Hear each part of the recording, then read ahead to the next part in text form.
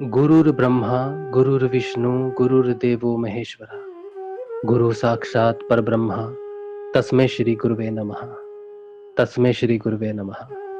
तस्मै श्री गुरुवे नमः। बोलो समर्थ सदगुरुदेव संत श्री रामलाल जी सियाग की जय। जय बोलो शिव अवतारी महायोगी बाबा श्री गंगाई नाथ की जय। जय बोलो दशम अवतार कल की अवतार की जय। जय बोलो सनातन धर्म की जय। जय बोलो पलना धाम की जय। जय बोलो जामसर धाम की जय। जय बोलो काजलवास धाम की जय। जय श्री गुरुदेव, जय श्री दादा गुरुदेव, जय माँ आदि शक्ति। जय श्री गुरुदेव, जय श्री दादा गुरुदेव। जय श्री दादा गुरुदेव, जय माँ आदि शक्ति।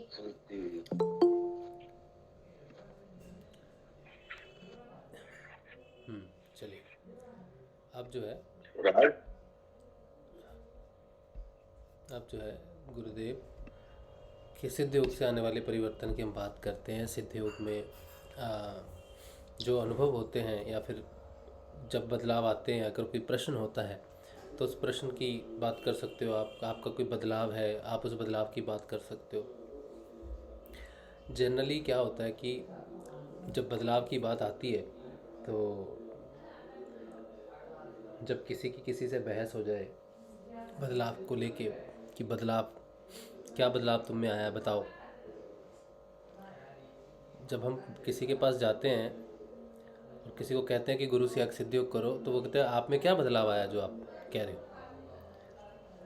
तो साधक समझ ही नहीं पाता कि क्या बदलाव मैं कहूँ, मुझे तो कोई क्रिया नहीं होती, या मेरी तो कोई बीमारी ठीक नहीं हुई, या नहीं हुआ कुछ भी ऐसा, तो मैं क्या बदलाव बताऊँ। फिर कई बार वो तथ्य इधर उधर हो जाते हैं, कई बार ऐसी बातें कह जाते हैं जो होती नहीं उनके एक्सपीरियंस में, फिर वो असर भी नहीं करती दूसरे पे। इसीलिए सिद्ध योग में जो भी आप सच्चाई से आगे बताओगे वो ज़रूर डेफिनेटली उस पर प्रभाव पड़ता है। लेकिन पॉइंट ये है कि हम बताएं क्या, उनको सामने क्या बताएं। हमें लगता है कि हम अगर अपने आंतरिक परिवर्तन उनको बताएंगे तो उन पर प्रभाव नहीं पड़ेगा, हमें ऐसा लगता है, लेकिन ये बिल्कुल सही नहीं है। आप चाहे आपका सबसे पहला बदलाव, आप जब किसी से बात करते हो, किसी को बताते हो, तो सबसे पहला बदलाव ये होता है कि आपको गुरु से प्रेम होता है। सबसे पहला बदलाव है। आपको कोई क्रिया हुई नहीं हुई, कोई बीमारी ठीक हुई नहीं हुई, ये सारी सेकेंडरी चीज़ें हैं। सबसे पहला बदलाव जो हर साधक में घटता है, जो प्रचार करने जाता है, जो गुरु की बात आगे करने जाता है, उसमें सबसे पहला बदलाव ये होता है कि उसके अंदर गुरु प्रति प्रेम घटित होता है। ये पहला। दूसरा बदलाव उसका ये होता है कि वो चाहता है कि जितने भी लोग इस संसार में दुखी हैं, जिनको लाइलाज बीमारियां हैं, उन तक मैं गुरुदेव का प्रचार लेके जाऊं, उन तक मैं गुरुदेव का संजीवनी मंत्र लेके जाऊं। तो ये दो बहुत बड़े बदलाव हैं जो आम जनता में होते नहीं। पहला, प्रेम का उत्पन्न होना, प्रेम का घटित होना, जो सबसे पहली चीज़। दूसरा, आपके अंदर दया घटित होना, किसी दूसरे के पास भी गुरुदेव का मंत्र पहुँचे और वो ठीक हो जाए, ये दया है। जनरली लोग सोचते हैं ना, ठीक है बीमार है तो रहने दो, क्या है, दुनिया में बहुत भेद है, बहुत ईर्ष्या है, बहुत क्लेश है। लेकिन सिद्ध योग का साधक जब किसी के पास जाता है तो उसके ये दो बदलाव तो उसके पास हमेशा रहते हैं।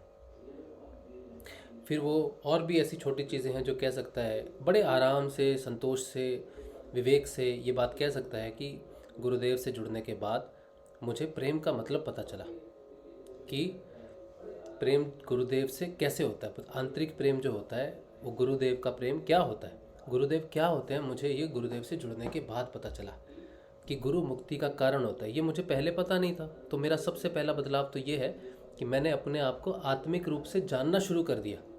अब ये बताओ, उस आदमी से पूछो, उस महिला से पूछो जिसे आप बता रहे हो, कि आप मुझे ये बताओ कि इससे बड़ा बदलाव क्या हो सकता है कि इतने जीवन लेने के बाद इस जीवन में पता चला कि मैं आत्म रूप से भी जो है वो यात्रा कर सकता हूँ या कर सकती हूँ। इस जीवन में गुरुदेव के आने के बाद ही मुझे पता चला कि मैं शरीर के साथ, शरीर तो मैं आज तक अपने आप को समझता रहा, लेकिन मैं आत्मा हूँ। मुझे भौतिक से ज़्यादा आध्यात्मिक संपत्ति भी इकट्ठी करनी है, ये मेरा बदलाव है, ये मुझे अब समझ में आ रहा है कि मुझे ये इकट्ठा करना है। आत्मा जागृत होती है, हृदय से प्रेम उठता है, लोगों की मदद के लिए दया उठती है, सब कुछ अंदर घटित होता है। ये भी मुझे सिद्धयोग में आने के बाद ही पता चला, सिद्धयोग करने के बाद पता चला। और भी छोटे छोटे बदलाव हैं, उनको बता सकते हो आप।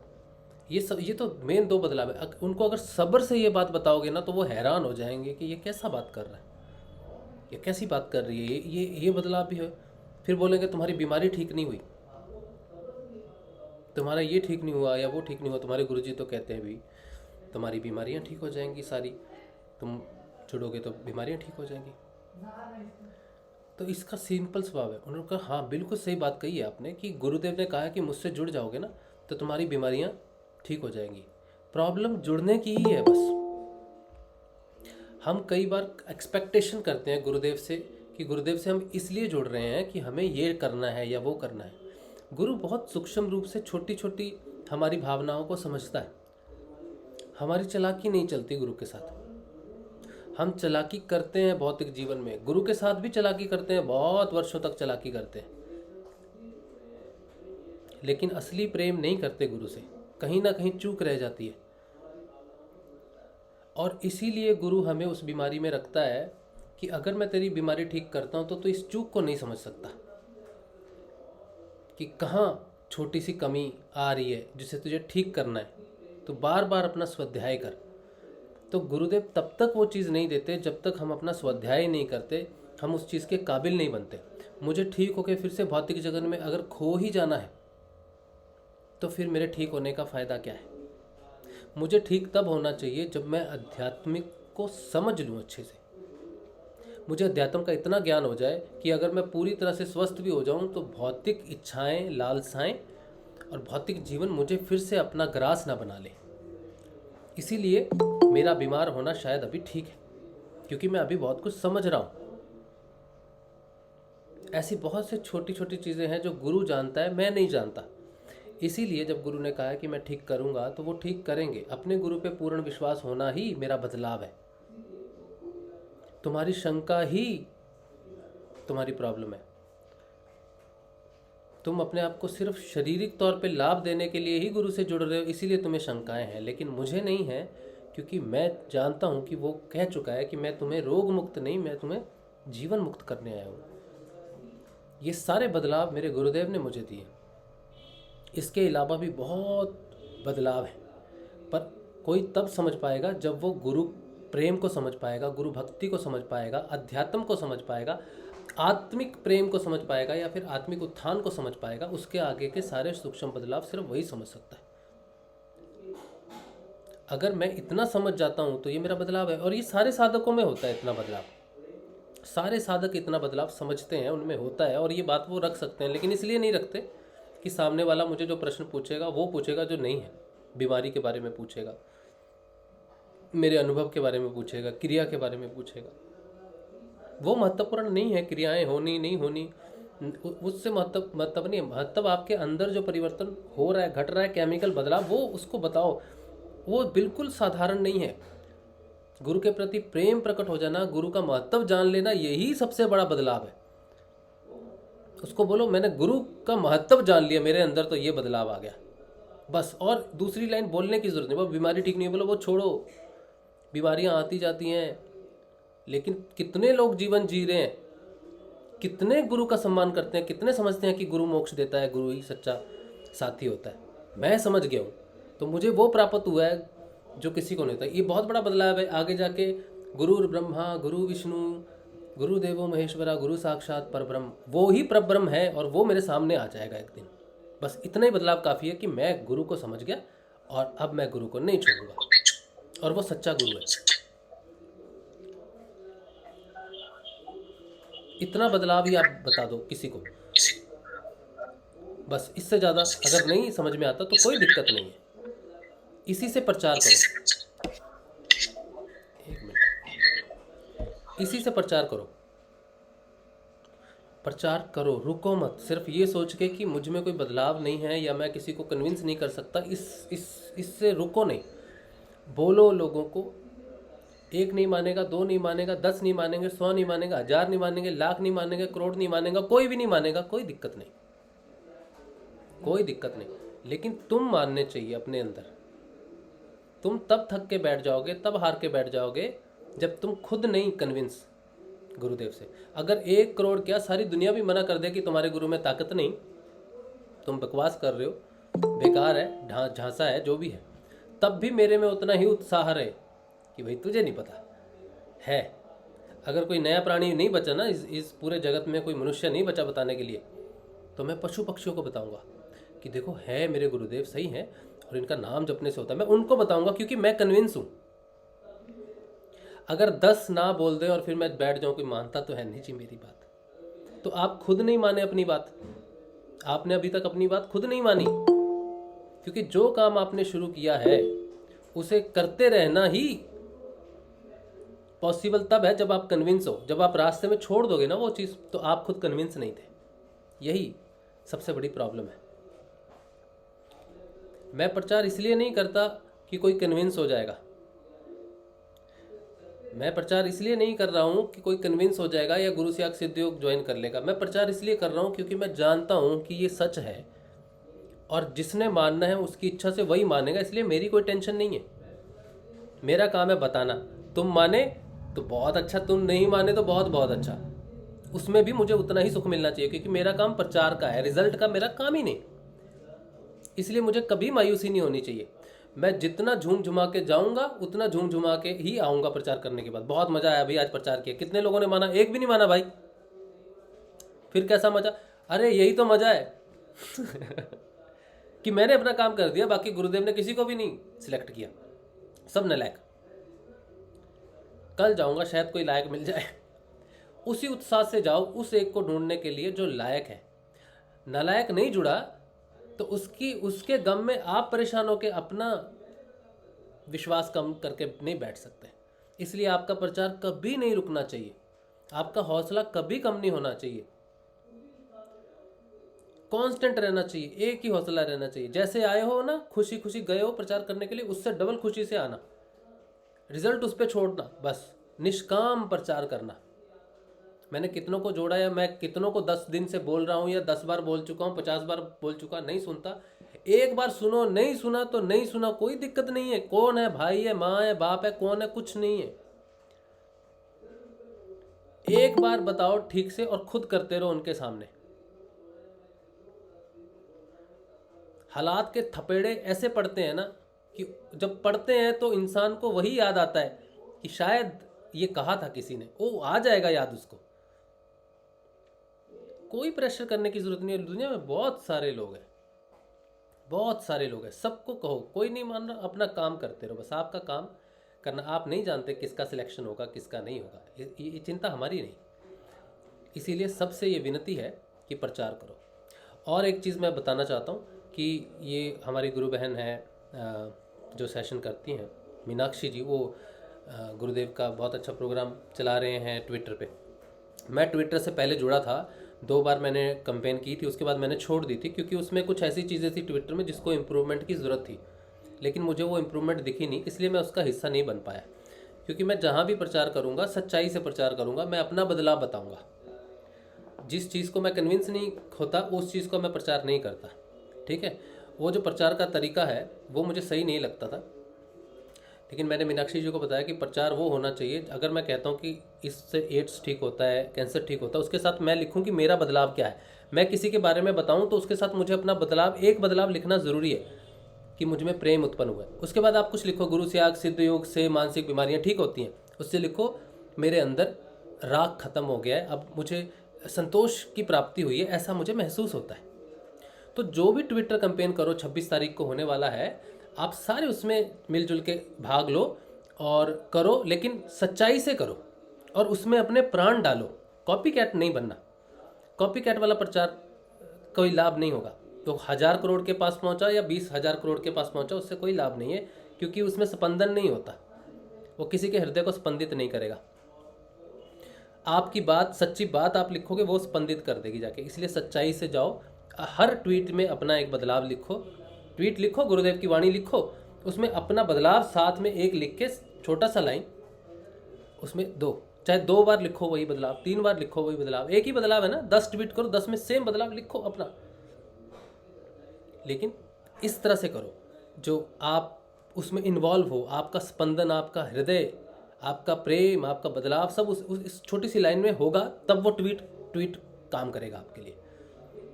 ठीक है, तो जब वो शेयर कर देंगे ट्वीट का मैसेज तो आप ज़रूर करना, सुबह उनका ट्वीट होता है और इस तरह से चलेगा तो मैं भी ज़रूर उसमें भाग लूँगा संडे को। ठीक है, चलो ये थोड़ा सा मैंने बताना था इस चीज़ के बारे में, प्रचार प्रसार के बारे में और ट्वीट के बारे में। कोई बात करना चाहता है तो बात कर सकता है।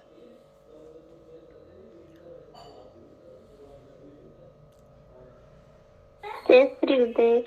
जय श्री गुरुदेव। सोनी, हाँ जी बेटा बोलो। मुझे ये पूछना था कि ये दिव्य शरीर क्या होता है? कौन सा शरीर? दिव्य शरीर? हाँ। अच्छा, दिव्य शरीर तो बेटा देखो, जो हम अभी जो हमारा शरीर है इसमें बीमारियां होती हैं, है ना, बीमारियां होती हैं, हम बूढ़े होते हैं, बाल सफ़ेद होते हैं, खाना खाते हैं, बदहजमी होती है, ये सारी चीज़ें होती हैं। दिव्य शरीर का अर्थ है, जिसको ऋषि अरविंदो ने कहा है कि पार्थिव इमॉर्टैलिटी, मतलब इस शरीर पे हम विजय पा लेंगे, इस पार्थिव पे हमारा कंट्रोल हो जाएगा। सोचो कि मुझे पेट में अल्सर है ना, तो मैंने ध्यान किया कि वो अल्सर हट जाए, लेकिन मेरा कंट्रोल नहीं है, मेरे अपने पेट पे, मेरी अपनी आंत पे मेरा कोई प्रभाव नहीं है। मैं यहाँ से अगर उसको आदेश दूँ कि तो ठीक हो, तो वो चेतन है उसमें, शरीर में, जड़ में, लेकिन मेरा संपर्क नहीं है, मेरा उसी शरीर में रहते हुए उससे संपर्क नहीं है।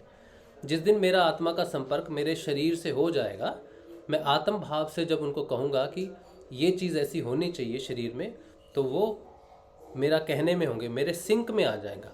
अभी मेरा बॉडी, मेरा मन और मेरी आत्मा, ये तीनों कहीं और ही है, इनका आपस में कोई तालमेल नहीं है। ठीक है, मन अपने लिए, अपनी इच्छा पूर्ति के लिए इन 5 इंद्रियों को यूज़ करता है, शरीर को यूज़ करता है। ठीक है, और आत्मा तो बेचारी पता ही नहीं चलता उसका, तो कभी वो जागृत ही नहीं होती कईयों की, तो वो तो गुरु जब दीक्षा देते हैं तब शुरू होता है आत्मा में परिवर्तन होना, दृष्टा भाव होना, तब धीरे धीरे वो सिंक्रोनाइजेशन होती है, तब धीरे धीरे मेल आता है। जिस दिन आत्मा, मन और शरीर, आत्मा, मन, प्राण और शरीर कह लो, ये चारों चीज़ें एक लाइन में आ जाएंगी, समान हो जाएगा इनमें, वो दिव्य शरीर होगा। ठीक है, बीमारियों से मुक्ति मिलेगी, मृत्यु से मुक्ति मिलेगी। जब शरीर छोड़ना होगा तभी शरीर छोड़ पाएंगे, मतलब शरीर पे हमारा अधिकार होना। ये जो डेड सेल्स हैं, ये जो बीमारियां हैं, इनमें पूर्ण तौर से चेतनता आ जानी।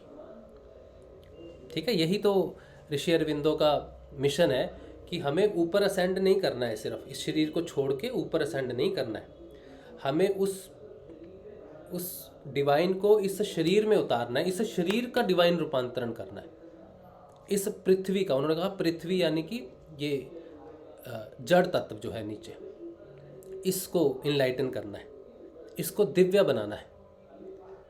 ठीक है, बीमारियों से मुक्ति होगी, रोगों से मुक्ति होगी। समझ रहे हो मैं क्या कह रहा हूँ? हाँ।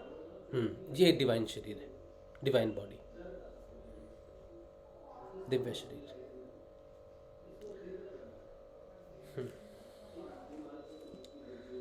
और कोई बात करना चाहता है? संदीप अग्रवाल जी, आप बात करना चाहते हैं कि आपका माइक म्यूट है? कुछ बात करना चाहते हैं आप? माइक म्यूट है क्योंकि मेरे को आपकी आवाज़ आ नहीं रही है, आप अनम्यूट कीजिए अपना माइक।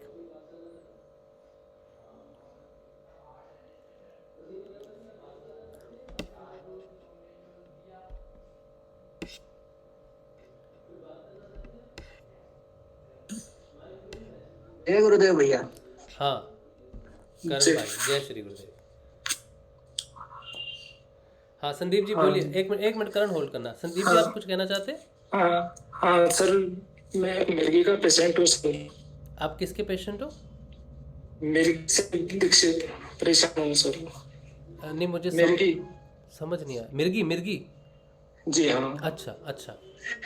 और मैं 2003 से हूँ, सितंबर 2003 से? हाँ। अच्छा। पर अभी तक इसका कोई रिजल्ट नहीं मिल रहा मेरे को। तो गुरुदेव से मिले थे आप? हाँ, गुरुदेव से मिला हूँ कई बार मुझको। अच्छा, गुरुदेव से कभी बात हुई है आपकी? गुरुदेव से गुरुदेव ने कहा कि बस नाम जपो। अच्छा, नाम जप हो गई, यही इसकी चाबी है। हाँ हाँ, अच्छा अब नाम जप मेरा सर क्या है कि घर पे रहता हूँ, तो घर पे नाम जप मेरा कोई खास पढ़ नहीं पाता है। नाम जप नहीं कर पाते ठीक से? अच्छा, हाँ सर। अच्छा, और मैं ध्यान में भी मेरे अपने थोड़ा ध्यान के लिए थोड़ा कम कम मांगते हैं। ध्यान में क्या? वो मेरी ध्यान आराधना के लिए थोड़ी वो कम मांगते हैं। वो कहते हैं कि ज्यादा ध्यान वाली मत कर करो। कौन कहता है? घर वाले? मेरे परिवार वाले। अच्छा, एक्चुअली में किसी डॉक्टर ने इनके मन में एक डाल दिया कि मेरे ध्यान तो सबकी और बीमारी पड़ती है। सिद्ध योग से बीमारी बढ़ती है? हाँ, पता नहीं। अच्छा, तो अब उनको मैं कहना चाह रहा हूँ कि आप इस चीज को आप नहीं मानते। गुरुदेव ने तो सबको बोल ही रखा कि बिना इससे काम चलेगा नहीं। और वो कहते हैं कि वो नाम जपोगे तो वो डॉक्टर ने जो उनके दिमाग में डाल दिया, जो उनको ही परमानेंट हो गया। तो आप मन मन में नाम जपो। अगर आप ध्यान नहीं भी कर पाते हो ना संदीप जी, जी, तो आप मन मन में नाम जपो। आपको एजपा जाप या फिर नाद कुछ महसूस हुआ इतने सालों में? तो मैं गुरुदेव से बार बार यही प्रार्थना चाहता हूँ, गुरुदेव कुछ मेरे को 10 मिनट ऐसा लग जाए कि मेरे को ना दिया कुछ तरह का कोई रिजल्ट मिलेगा, तो मैं अपने आप को ये मानता हूँ कि मेरे अंदर गुरुदेव की शक्ति काम कर रही है। अभी ऐसा कोई नया पॉइंट आया नहीं मेरे अंदर। यही गुरुदेव से बार बार यही प्रार्थना करती हूँ, कुछ तो दिखाओ गुरुदेव। आपकी आवाज़ कट कट के आ रही है संदीप भाई, आपकी आवाज़ बहुत कट के आ रही है, मुझे ना कुछ समझ में नहीं आ रहा। यानी कि मेरी आवाज आप हेडफोन निकाल के बात कर सकते क्या? है? हेडफोन निकाल के बात कर सकते हैं क्या? हाँ, अभी बात कीजिए। हाँ, तो वो क्या करने में वो मना करते हैं वो। हाँ, घर वाले मना करते हैं, ध्यान करने में मना करते हैं। नाम जपने में तो किसी को पता ही नहीं चलेगा आप क्या कर रहे हो मन मन में। नहीं, वो तो अंदर का तो करने को दिक्कत नहीं। मैं तो चाहता हूँ गुरुदेव थोड़ा सा मेरे को ऐसा ध्यान में ऐसा लगावे कि तेरा ध्यान लग रहा है, तो फिर तो मेरे अंदर थोड़ा पॉइंट आने लगेगा। मेरे अंदर भी जोश आ जाएगा उसके अंदर। हाँ, जोश तो जरूर आएगा, लेकिन 2003 से आप क्या नियमित नाम जाप कर रहे हो ना? बीच में छोड़ दिया था? क्योंकि ये बहुत लंबा समय है। मैं गुरुदेव से तो शुरू से पढ़ा हूँ, लेकिन नाम जप नहीं बनता है मेरा पूरा। ये नाम जप नहीं किया ना, इसीलिए आप वही तो बात है। गुरुदेव वही तो कहते हैं, नाम जप नहीं करोगे कुछ नहीं होना भाई। जी सर। नाम जपने का प्रयास तो करना पड़ेगा। अब आप सेशन कितने दिन से देख रहे हो? सेशन तो मैं देखता हूँ, कर नहीं पाता हूँ। दुकान पे तो शॉप पे रहता हूँ तो आप ये वैसे सेशन देखते हो, बाद में रिकॉर्डिंग कुछ देखते हो कि नहीं देखते? हाँ, देखता रहता हूँ। तो एक काम करना, अभी से एक काम करना भैया। हाँ भैया, मैं कह रहा हूँ कि मैंने इनको सेशन का लिंक दिया है, और आज इसीलिए मैं इनको यहाँ पर लाया ताकि वो यहाँ पर रख सकते हैं। मैंने इनके बारे में आपको पहले ही बताया था, इसीलिए मैं इनको यहाँ पर लाया हूँ। मैंने कहा था एक अपने साधक हैं जो 2003 से जुड़े हुए हैं, जिनको मृत्यु की समस्या है, बहुत पहले बताया था आपको। अच्छा, मुझे याद वही है, और इनको आज सेशन का लिंक दिया है। अच्छा मैंने। अच्छा, और इसीलिए लाना, थोड़ी बात कर सकते हैं, अपनी बातें आपसे शेयर कर सकते हैं। हाँ, ये बातें सुन सके। अच्छा संदीप जी, मैं एक बात आपसे कहना चाह रहा हूँ कि नाम जाप हमको करना पड़ेगा, ठीक है? अब आपने क्या करना है कि ये सेशन अगर तो लाइव देख सको तो अच्छी है, बेहतर। अगर नहीं भी देख सकते तो सेशन को कंटिन्यूसली देखना कुछ दिन। जितनी देर ये सेशन चलेगा ना, आपने सिर्फ नाम जाप ही करना है उतनी देर। मैं क्या बोल रहा हूँ, कौन क्या पूछ रहा है, उससे आपका संपर्क नहीं, ठीक है? समझ में आया तो ठीक है, नहीं तो नहीं सी। लेकिन जितनी देर ये सेशन चलेगा ना, आपने नाम जपना है उतनी देर बस, ठीक है? ये आप एक बार शुरू कर दीजिए पहले तो, है ना? तो एटलीस्ट पहले उस एनवायरनमेंट में आ जाइए, क्योंकि कई बार घर वाले कहते हैं कि नहीं जपो, वो सारा मानसिक परेशानियां या फिर हो जाती है, फिर जप नहीं पाते।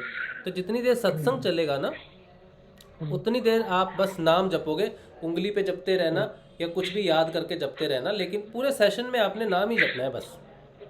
ठीक है संदीप भाई? और फिर कुछ दिन में देखते हैं। अब रेगुलर करना सेशन में। मैं ये नहीं कह रहा कि सेशन में आओ, मैं कहता हूँ कि इसको पकड़ लो सिर्फ नाम जपने के लिए। एक तो सत्संग है, गुरुदेव की बात होती है, और दूसरा उसमें आप नाम जपोगे तो मुझे उम्मीद है कि जल्दी आपको अजब अजाब या फिर नाथ प्रकट हो, या जैसे भी आपकी समस्या सॉल्व करे गुरुदेव, वो ही जानते हैं। लेकिन ये सत्संग के दौरान जरूर नाम जाप करना, ठीक है? बिल्कुल सर। हाँ, और कुछ दिन जुड़ के रहिए, फिर बात जरूर करना, 10 दिन 15 दिन के बाद बात करना, ठीक है? जी हाँ। बहुत अच्छा लगा। जय गुरु। हाँ, जय श्री गुरुदेव। ठीक हो जाओगे आप, बिल्कुल ठीक हो जाओगे। जय श्री गुरुदेव। जय गुरुदेव। जय श्री गुरुदेव। हाँ जी चेतन, जय श्री गुरुदेव।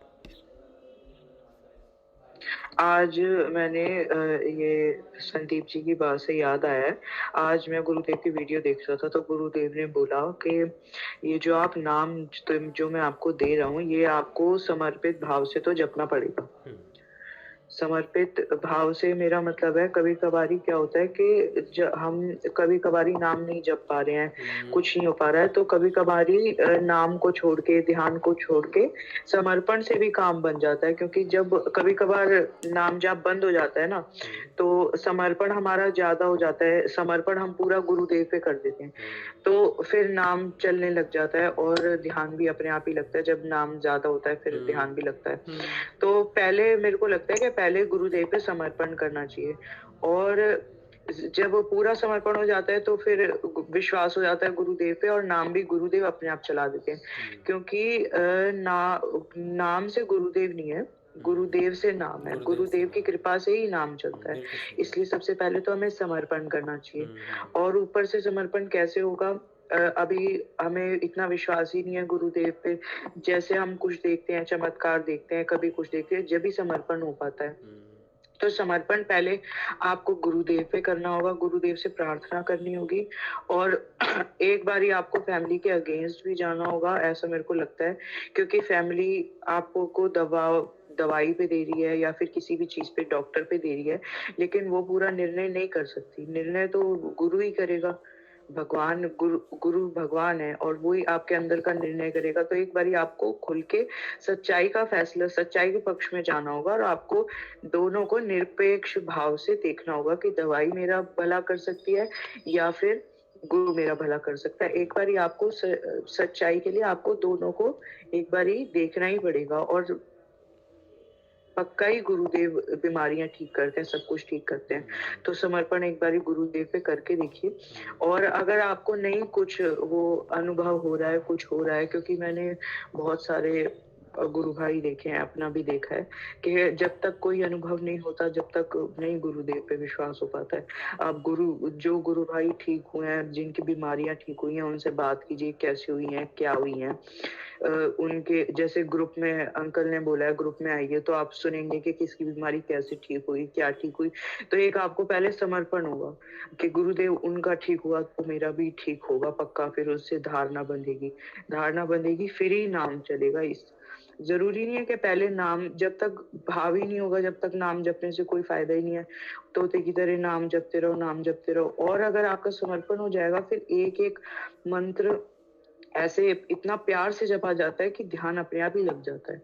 तो पहले समर्पण करना चाहिए, ये मैं कहना चाह रहा था। फैमिली को एक बारी, या तो आप अगर बोल सकते हैं फैमिली को कि एक बारी तो मुझे टेस्ट तो करना ही करना है, क्योंकि दोनों का एक ही बारी फैसला हो जाए।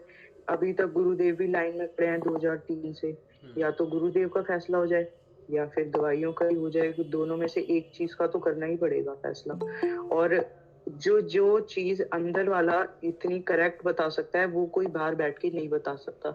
जैसे कि रामदेव बाबा नहीं बता सकते बाहर से कि अंदर उसको क्या जरूरत है, फैमिली नहीं बता सकती, बाहर बैठा डॉक्टर नहीं बता सकता, उतना अंदर वाला डॉक्टर बता सकता है, और अंदर वाला भगवान बता सकता है कि आपके लिए क्या सच है और क्या आपके लिए सही है। तो इसलिए सबसे पहले अपने अंदर वाले डॉक्टर से, अपनी आत्मा से आपको पूछना पड़ेगा कि क्या सही है।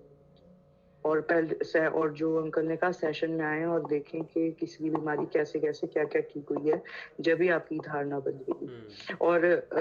और ऐसा टाइम की कोई ऐसी लिमिट नहीं है।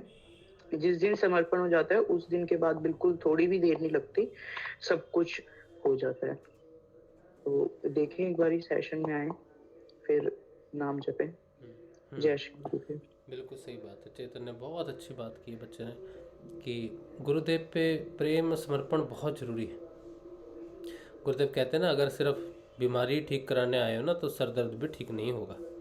ठीक है, तो हमें उस भाव से नहीं जाना है कि मेरी बीमारी ठीक हो जाए, बस ये ठीक करते हैं इसीलिए मुझे जाना है। आपको गुरु की प्राप्ति हुई, अगर ये हम समझ जाएं जीवन में कि गुरु का मिलना बहुत बड़ी बात है। अगर ये धारणा हो जाए कि मेरे पास गुरु हैं, मेरे पास मेरे गुरु हैं, ये धारणा अगर हो जाए, आप उन्हें अपना बना लो, तो वो धीरे धीरे आपके अंदर की सफाई करते रहेंगे। लेकिन पहले एक बार ये निकल जाए मन के कि मेरे पास गुरु हैं। कोई पूछे भाई हमारे ये हैं, हमारे वो हैं, मैं भी कहूँ हाँ जी हमारे भी गुरु हैं, हमारे गुरुदेव हैं, गुरुदेव रामलाल जी सियाग हमारे गुरु। अच्छा आपके भी गुरु? हाँ जी। तो एक सम्मान मिलना चाहिए आपको, आपके अंदर एक सम्मान की स्थिति प्रकट होनी चाहिए कि मेरे पास गुरु हैं। ये बहुत बड़ी बात है। ठीक है, इस प्रेम से ही वो सारा काम कर देंगे। नाम भी जपवा लेंगे, बीमारियां भी कटवा देंगे, मोक्ष तक पहुंचा देंगे। सिर्फ ये मान लेना कि मेरे पास गुरु है। इसी प्रेम भाव में ही वो ठगे जाएंगे, तो उनको ठग लो। ठीक है, तो यही चेतन ने कहा कि समर्पण होना जरूरी है। ठीक है, वो तो ठगने के लिए बैठेंगे, कोई तो ठग लो। कोई तो कह दो कि मैं तुम्हारा हूँ। ठीक है, तो इस भाव से चलेंगे सब। अच्छा, और कोई गुरु भाई कुछ कहना चाहता है, कुछ बोलना चाहता है, कुछ बताना चाहता है तो बहुत बढ़िया होगा। तब तक मैं YouTube पे देख लेता हूँ। जय गुरुदेव। हाँ जी, जय गुरुदेव। हाँ, अभी एक क्वेश्चन आया था, ये संदीप भाई के लिए ना, संदीप भाई ने अपने प्रश्न रखे हैं ना। हाँ, चेतन गुरु भाई ने तो बहुत अच्छी बातें बताई है।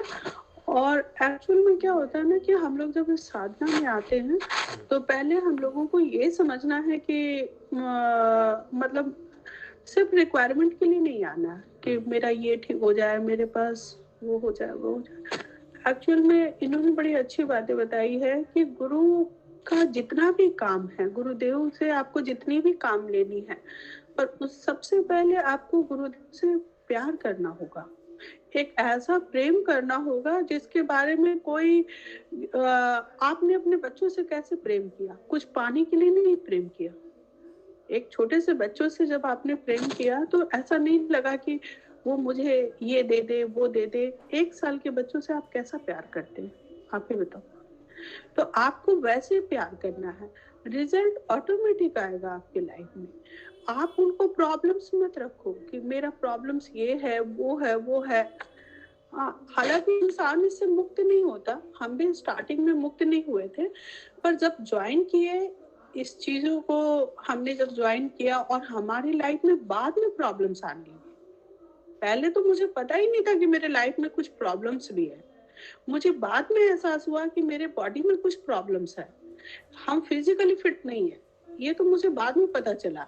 हम मेंटली फिट नहीं है, ये भी बातें मुझे बाद में पता चला। जब मैं लोगों को सुनने लगी तब मुझे लगा कि मेरे बॉडी के अंदर तो ये प्रॉब्लम्स चल रहा है, तो ये क्योर होना चाहिए, जिसके कारण हमको साधना में प्रॉब्लम्स हो रही है, जिसके कारण हमको नाम जप में प्रॉब्लम्स हो रही है। स्टार्टिंग में आप समस्याएं लेकर के गुरुदेव के पास ना आए। आप गुरुदेव के पास जैसे कृष्ण का पूजा कर रहे थे, राम का पूजा कर रहे थे, दुर्गा का पूजा कर रहे थे, बिल्कुल उसी भाव से आप गुरुदेव को स्वीकारे होंगे स्टार्टिंग में। और अगर नहीं किए होंगे तो अभी फिर उसी भाव से फ्रॉम बिगिनिंग करिए। हाँ, अभी से स्टार्ट कीजिए आप अपने लाइफ में कि ये गुरु का तस्वीर है, ये भी एक प्रकार का भगवान है, या फिर ये भी एक ऐसी पराशक्ति है जिसको हमको पकड़ना है। किसी स्वास्थ्य के पर्पज से नहीं, किसी धन के पर्पज से नहीं, किसी विजेता के पर्पज से नहीं कि हाँ ये वाला लड़ाई चल रहा है मेरी जिंदगी में तो हम जीत जाए, हार जाए, ये सब छोड़िए। पहले तो ये पराशक्ति धरती पे आया है और इससे प्यार करना है। इस भाव से आप उसको पकड़ने की कोशिश जैसे ही करेंगे ना, आपको बॉडी क्योर होने लगेगा। और ये पूरा खेल ये पूरा जो मेरा खुद का एक्सपीरियंस बताता है कि ये गुरुदेव का जो साधना है, ये पूरा खेल दो ही चीज है, प्रेम और आपकी भावना। जाकी रखी भावना तैसी, प्रभु मूरत देखे वैसी। तो आपको ये, मुझे गुरुदेव में सब कुछ दिखता है। यही मेरा बाप भी है, यही मेरा माँ भी है, मेरे फादर हैं फिजिकल, मतलब भौतिक पिता हमारे, जो इस शरीर को जन्म दिया है, जिसने पाला है, ज्ञान दिया है, इस संसार में चलने वाले वो फादर है। उनके लिए भी मैंने रोया और उन्होंने उस चीज को भी पूरा कर दिया। आप बिलीव नहीं करेंगे, अभी हमारे हस्बैंड का शुगर बीपी है, मैं नहीं रोती उनके लिए, मैं नहीं रोती। मैं उनको देख करके बोलती 24 घंटा तुम उसको देख रहा है, मेरा जिंदगी में ऊपर नीचे अगर कुछ होता है तो इसके जिम्मेदार तुम होगे। तो भगवान को भी डर होता है कि ये भक्त कभी नाराज न हो जाए। तो पहले तो भक्त बनो, पहले तो उसका प्रेमी बनो। कभी भी कोई प्रेमी अपने प्रेमिका को दुखी नहीं करना चाहता, चाहे उसके लिए आसमान का तारा तोड़ के क्यों ना लाना पड़े। तो ये तो खुद ही तारा है, ये तो खुद ही चांद है और खुद ही सूरज, ये तो आपको दे देगा। संदीप भाई, आपसे मुझे जवाब चाहिए, किसी और विराज से हो या किन्हीं और भाई से नहीं।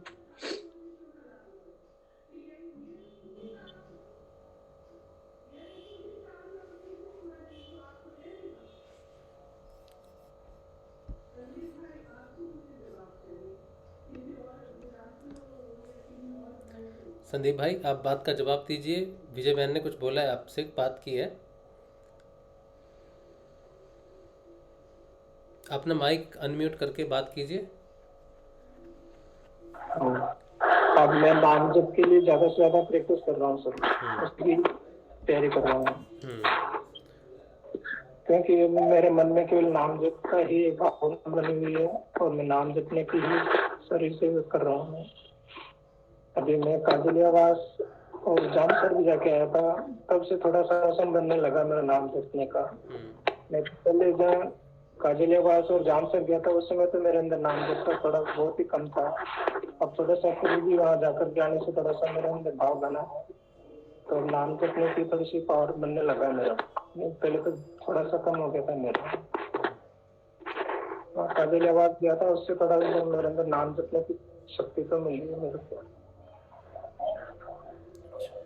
लेकिन विजय बहन ने और चेतन भाई ने जो आपसे कहा, आपको वो पता चला वो क्या कहना चाह रहे हैं, मतलब क्या क्या मैसेज देना चाहते हैं? हाँ बिल्कुल, वही बीमारी से संबंधित उन्होंने अपनी रिपोर्ट बताई है और ये कह रहा है कि वही गुरुदेव के प्रति पूर्ण समर्पित होकर के नाम जप और ध्यान करोगे तो ही इसका काम चलेगा। और मैं भी उसी में हूँ, क्योंकि मैं तो खुद गुरुदेव से 2003 से जुड़ा हूँ, इसलिए गुरुदेव के हर स्थिति से जुड़ा हूँ, गुरुदेव के हर पॉइंट पर मेरे साथ में हूँ।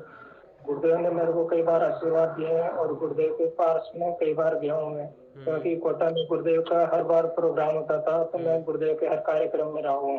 अच्छा।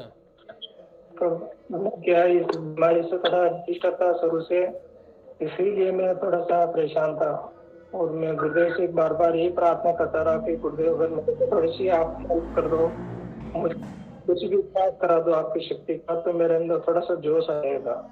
पर वो जोश नहीं आ पाया था मेरे शुरू से, इसलिए मेरा थोड़ा मन टूटा हुआ था बीच में। पर अब मेरे अंदर नाम जपने की और ज्यादा शक्ति आने लगी है। वहाँ अभी काजलियावास गया था, उसके बाद में थोड़ा सा पावर बढ़ा मेरे अंदर। अच्छा, ठीक है। नाम जाप बढ़ा दीजिए और प्रेम से गुरुदेव को समर्पित हो जाइए, प्रेम कीजिए गुरुदेव से, यही कहना चाहते हैं। प्रेम भी कीजिए। और एक क्रांति बहन है, हम लोग के ग्रुप में भी आती हैं, वो एक बार बड़ा अच्छा टिप्स दे रही थी कि गुरुदेव ने स्वयं नहीं कहा है कि बेटे अगर कोई काम नहीं तुम्हारी बन रही है तो तुम प्रार्थना करो, हाँ करो, पुकार करो और प्रार्थना करो। तो ये भी बहुत बड़ी चीजें हैं। और ठीक है, ये तो संदीप भाई समझ ही गया। मैं अपनी बातें कुछ बताना चाहती हूँ। याद है गुरु भाई, हम एक दिन बोल रहे थे कि गुरु माँ से मुझे मिलना है, उसके पहले 1.5 साल से मुझे इच्छा थी। जब से मैंने सुना था गुरु माँ के बारे में, उस वक्त हमारे इस ग्रुप के लोग गुरु माँ के बारे में उतनी बातें नहीं जानते थे, तो मैं कहीं बाहर से सुनी थी, इस ग्रुप से कोई लेना देना नहीं है। उसके बाद फिर यूं हुआ कि गुरु माँ से मुझे उसी समय से मिलने की इच्छा थी, पर जो हमको बताया करते थे उनका ऑटोमेटिक गुरु माँ के पास जाना आना बहुत ही कम हो गया या फिर नहीं के बराबर हो गया, किसी कारण से उनका संजोग नहीं बनने लगा। पर बहुत दिन पहले गुरु माँ को मेरी तस्वीर उन्होंने दिखाए थे कि आप देखो गुरु माँ ये आपसे बात करना चाहती है, और गुरु माँ मेरी तस्वीर को देख करके इतनी हंस रही थी, कुछ कहना नहीं, वही बता रही थी हमको। जिनको मैंने बोला था वही बता रही थी। तो बोल रही है पता नहीं है क्यों आपकी तस्वीर को देख के हंसती है और कुछ बोलती नहीं है। हाँ, तो मैं क्या बोलूं आपको, आपसे मेरी बातचीत तो नहीं हो सकती। हालांकि लोग और भी लोगों की तस्वीर दिखाने से तो गुरु माँ देखती भी नहीं है, पर आपकी तस्वीर को देखकर गुरु माँ हंस रही थी। अब तो इतनी घबराहट हुई कि गुरु माँ क्यों हंसती है हमको देखकर, वो भी नहीं बताती है ना हमसे बात करती है। मैं क्या करूं, कुछ समझ में नहीं आता। बड़ी आशा के साथ मतलब कभी तो मिलेगी हमको गुरु माँ, कभी तो दिखेगा ही। ये जो मेरा विश्वास था अंदर का, और आप लोग जब पहली बार गुरु माँ से मिल करके आए, आप लोगों की प्रोग्राम बनने लगी, भगत भाई भी इसमें आया करते थे कभी कभी, उस दिन से मेरी तो पहले से थी, मेरे हस्बैंड की भी आशा ऐसी बढ़ गई और लगने लगा कि हमारे जीवन में बहुत कुछ खो रहा है। बाप रे, अगर वो नहीं मिलेगी तो पता नहीं क्या हो जाएगा। हम लोग मतलब एवरीडे हम लोग इतने बेचैन होते थे। एक दिन हमने भगत भाई को फोन लगाया, अब मेरी बोलती ही बंद हो गई। वो बोले कि बोलिए गुरु बहन क्या बात है। आप लोग काजल वास गए थे और भगत भाई अपने घर में थे, शायद उनका घर का ढांचा से लग रहा था कि वो अपने घर में है। तो बस हम फोन लगाए हैं और मेरी बोलती हेलो के बाद और तो कुछ निकल ही नहीं पा रही है। इतना हम रोए जा रहे हैं। तो फिर बोले अच्छा बोलिए ना क्या बात है। तो हम बोल रहे हैं कि क्या बोले, मेरे पास कुछ है ही नहीं बोलने के लिए। गुरु माँ कहाँ। वो बोलते इतना भी भावुक मत होइए कि आपको, अब आप शांत हो जाइए। पहले रो रहे हैं तो हमको कुछ समझ में नहीं आ रहा। अब आप सोचिए कि लग रहा हो कि पता नहीं है विधाता ने मेरे साथ कितना अन्याय कर दिया है। एक तो हमको देश से बाहर कर दिया, बिना गलती का हम देश निकाल भोग रहे हैं। दूसरी बात हो गई कि अरे वो पराशक्ति साक्षात महालक्ष्मी इस धरती पे आ गई है, और अगर भगवती का कोई स्वरूप होना चाहिए तो वैसे ही होना चाहिए, दूसरा कोई रूप होना ही नहीं चाहिए माँ का। तो माँ जिस रूप में है ना, हम आज लिख करके देते हैं। मेरे जितने भाई बहन देखेंगे इस बात को, मेरे गुरुदेव के भी तस्वीर को देखते तो कोई कुछ बोल देता बाबा है, कोई कुछ बोल देता है वो कौन गुरु है, ऐसे वैसे।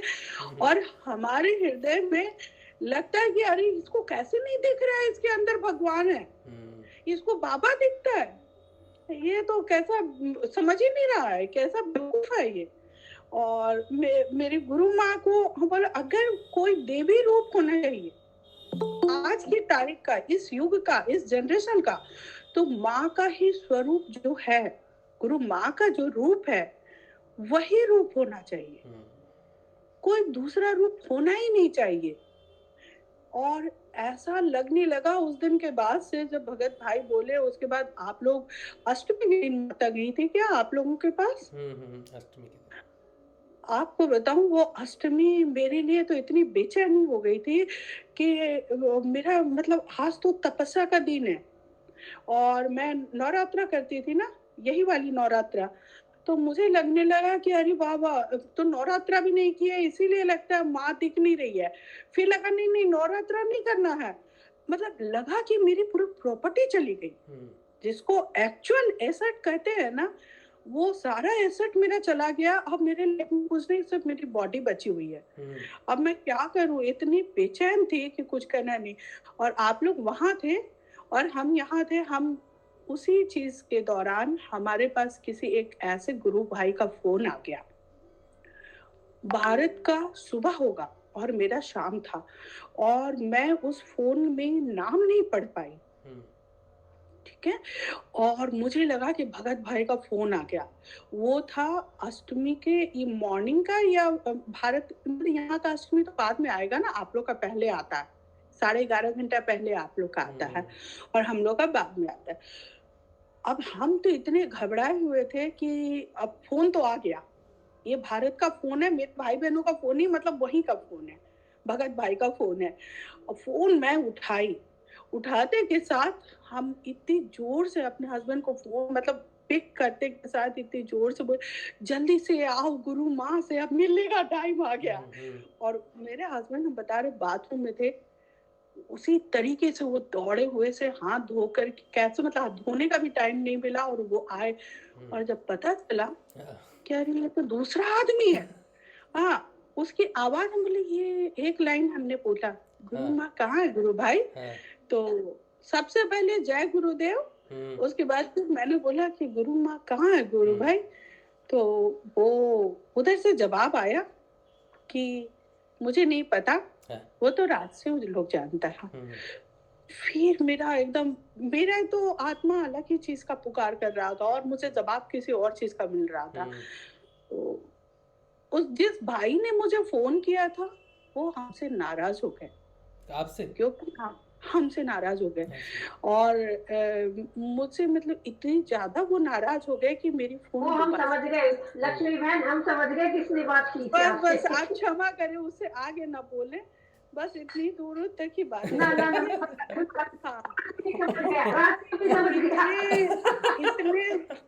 इतने ज्यादा नाराज हो गए हमसे कि कुछ कहना नहीं। 1-2 दिन पहले तक वो हमसे बहुत खुश थे और वो ये ब्लेसिंग्स है कि हमारे साथ गुरु माँ है। हाँ, एक शब्द सिर्फ सुना, उसके बाद वो जब दुखी हो गए, फिर मैंने उनको कई एक दफा कॉल किया उसी एट ए टाइम। फिर हम बोले कि शायद हम किसी गलत चीज पे जा रहे हैं, हम क्यों इस चीज को पकड़ने का कोशिश कर रहे हैं? अगर ये मेरे भगवान हमको खुद उससे दूर कर रहे हैं तो क्यों? फिर हम आए तस्वीर के पास। हाँ, हालांकि गुरुदेव तो सर्वत्र है, हाँ, पर हम तस्वीर के पास आए क्योंकि जब आप किसी को बोलते हो कोई बात तो उसका पिक्चर देखता रहता है या उसका फिगर दिखता रहता है तो आपको बड़ा अच्छा लगता है बोलने में। बस नीचे से दौड़े हुए से ऊपर आए अपने रूम में और फिर हमारे हस्बैंड बैठे हुए थे, हम लोग सब कोई निशब्द हो गए थे कि हमको क्या बोलना है, नहीं बोलना है, कुछ नहीं। आ करके हम इतनी बात बोलने लगे गुरुदेव को कि तूने मेरे साथ ऐसा किया, तूने मेरे साथ ऐसा किया, तूने गलती उसने किया, दंड मुझे दिया, क्यों दिया, ऐसा किया, वैसा किया, आपका भी नाम लिए कि वो मजा कर रहा है, वो तो चला गया, वो तो खुद महालक्ष्मी से मिल रहा है और मेरे लिए तुमने ये, मेरे किस्मत में तूने ये लिख दिया। मेरा क्या अपराध था कि हम माँ से मिलना कोई अपराध है? कोई बच्चों को अपनी माँ से नहीं मिला जा सकता? तूने किसी और से मुंह बना करके हमको तकलीफ दिलाया। मैं इतने प्लान बना के जाता हूँ कि ऐसे ऐसे करेंगे, ऐसे ऐसे करेंगे, वो आ जाके सारे चौपट हो जाते हैं। गुरु भाई, मैं आपको बताऊं, आप लोग को जो भी हुआ ना बहुत अच्छा हुआ। आप लोगों ने मुझे बात नहीं कराया ना, वो भी बहुत अच्छा हुआ। तमाम चीजें बहुत अच्छी हुई। मेरे अंदर बोलते हैं ना कि इतनी बेचैनी थे। हमने बताया ना कि मेरी पूरी लाइफ का एसेट, जो भौतिक एसेट होता है, इस जो हमारे हस्बैंड ने कमाया, हमने कमाया, इतनी तकलीफ से कमाई और जमा कर, वो सब कुछ उस दिन इतना छोटा लगने लगा सिर्फ उसका दर्शन नहीं होने के कारण। एकदम हमको तो लगा कि बाप रे, हम तो इतने ज्यादा गरीब हो गए कि अब तो कुछ कहा ही नहीं जा सकता। बेहद से परेशान। उसके बाद से, उस दिन से आप लोग जब भी आते थे सेशन में और गुरु माँ का बात हो जाता था, जानते हैं हम सेशन को म्यूट करके और भरपूर रोते थे और इतनी जोर जोर से रोते थे कि कोई भी देखता तो बोलता कि सच में इसकी दिमागी स्थिति बेहद ही खराब हो चुकी है, अब तो कुछ हो नहीं सकता है। फिर और ये मेरी स्थिति, मेंटल कंडीशन को सिर्फ मेरे हस्बैंड समझ सकते थे कि ये ऐसा तो कभी जीवन में की ही नहीं है। और वो आके बोलते थे, तुम रो रही थी ना, हाँ, तो हम बोलते थे तुमको मना किया ना, तुम यहाँ नहीं आओ, अभी हमसे सिर्फ अपने भगवान के साथ है, हाँ, ये अपने प्रेमी के साथ है। और एक्चुअल लव जिसको कहते हैं ना गुरु भाई, वो लव क्या है पता है? जिस दिन गुरु माँ हमको 2 बजे रात में दिखी थी और इतनी, और हम गुरु माँ को 2 बजे रात में, पता है मेरी आंखें एकदम तरस गई थी। और एक्चुअल लव किसको कहते हैं उस दिन हमको पता चला कि ये एकदम ट्रूथ लव था। इसमें कोई चीज चाहत नहीं थी मुझे, किसी भी चीज की चाहत नहीं। एक दिन 3 जून को गुरुदेव हमारे घर आए थे, साक्षात शरीर से दिख रहे थे। उस दिन भी जब वो आए ना, उतना ज्यादा हमको भूख उस दिन भी नहीं क्रिएट हुआ था जितना ज्यादा भूख हमको गुरु माँ के आने पे हुआ। और गुरु माँ जब हमको दिख गई ना, तो मेरा पूरा बॉडी एकदम, हम अपने बॉडी का किसी पार्ट को हिलाना नहीं चाह रहे थे कि नहीं हम अगर उठेंगे और यहाँ से गए तो उधर का बॉडी में हवा लग जाएगा, हम तो उधर नहीं जाएंगे, हम इधर भी नहीं जाएंगे, हम तो बस बिल्कुल पलंग पे यूं ही बैठे हुए हैं। और यूं ही बैठेगा, कोई भी हमसे कुछ भी बोल रहा है, बोले आज तो कुछ नहीं बोलो। और ना हमने नहाया, ना हमने कुछ किया, ना ड्रेस चेंज किए। माँ देखी है इसी कंडीशन में हमको। अच्छा।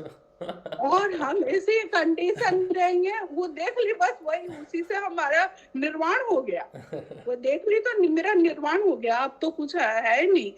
और फिर मैं बताऊं और भी ज्यादा और क्या हुआ हमारे साथ कि मतलब माँ के देखने के पहले हमको तो ऐसा लग रहा था पता नहीं हम क्या कर ले। हाँ, माँ तो ऊपर से ही देखेगी, हाँ, फिर वो अंदर की बातें भी जानती है, तो ऊपर अंदर सब जानती है। हम उसी समय फटाफट क्लीन करने लगे अपनी बॉडी, अंदर की आत्मा की बातों को। मेरे दिल के अंदर जितनी विकार थी, हमको लगा जल्दी से बाहर निकलो, किसी के बारे में कुछ नहीं सोचना है। आज पराशक्ति स्वयं आ रही है हमको देखने के लिए। और रात में इतनी प्लानिंग हुई, मोबाइल में इतनी प्लानिंग हुई, फिर उनकी पोती से दिन बात हुई उसी दिन सेम डे। तो मैंने ये पूछा कनिका मैं क्या पहन लूं, मैं कैसे अपना हेयर स्टाइल कर लूं, माँ को क्या पसंद है, मुझे चूड़ियां कैसी पसंद है, अच्छा वो काजल देखती है, अच्छा वो लड़कों का बाल कैसा मुझे कुछ समझ में नहीं आ रहा था कि एक प्रेमी आने वाला है, तो आप सोच लो। और जानते हैं उस दिन पूरी कायनात मुझे मिलाने के लिए तैयार हो गई थी। आप बिलीव नहीं करेंगे गुरु भाई, मैं सुबह बोली कविता राणा बहन आती है ना, उन्होंने तो मेरी सपोर्ट किए ही किए। आपने भी शायद नंबर भेजा था उन्हें, पोती जी को, गुरु माता की पोती को भेजा था। फिर ये वर्षा मैडम आपसे या किसी और से नंबर लेकर भेजी थी। और उन सबसे बड़ी बात दीपशिखा बहन, सेशन के दौरान जो मुझे डांट हो रही थी आपके थ्रू, किसी के तरफ से सपोर्ट हो रहा था, कभी किसी, उसी दौरान दीपशिखा बहन मुझे मैसेज कर दी फोन में कि ये नंबर है और आप बात करें, माता से मिलने का अधिकार सभी बच्चों को बराबर है। हाँ, अब माँ समझेंगी कि आपका क्या करना और नहीं है, वो माँ समझेंगी। उन्होंने एकदम क्लियर स्पष्ट शब्दों में बोला। और सेशन चलने के दौरान ही दीपशिखा बहन खुद ही वहां पे बात की और बोली कि एक गुरु बहन है, वो बेहद परेशान है। अगर उस दिन गुरु माँ नहीं मिलती ना, आप समझ लीजिए कि आप लोग हमारे से क्या लूट लिए होते ना।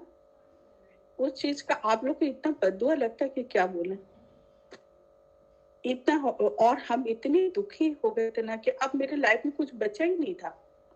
हमको ना खाना खाने में मन लग रहा है, ना पीने में मन लग रहा है, वो मेरा लवर ही नहीं है, मेरे लाइफ का कोई लस्ट ही नहीं बचा है।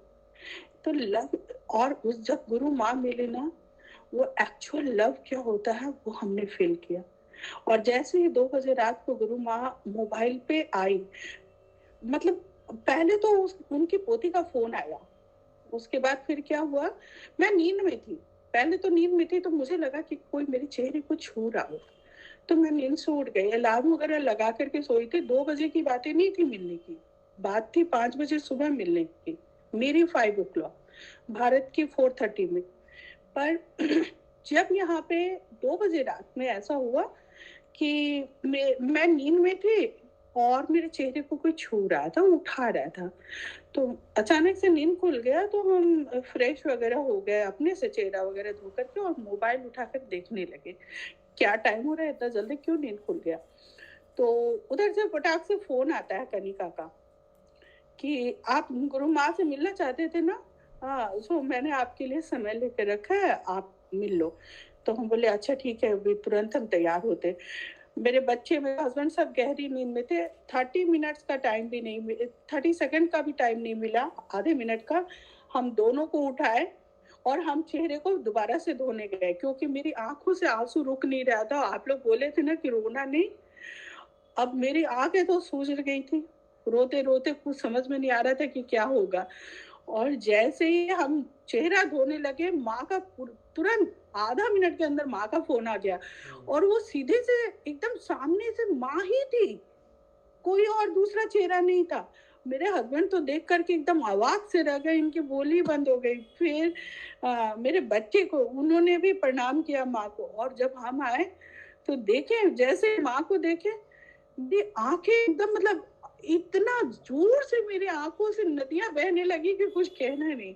और फिर हम सबसे पहले अपने मुंह को दबाए दाएं हाथ से। मुझे याद आया, सबने बोला है रोना नहीं है, दाएं हाथ से मुंह दबा रहे, आंख पोंछ रहे हैं, और लग रहा है कि कितने दिन से हम तरसे हुए थे, इस समय के लिए हम तरसे हुए थे।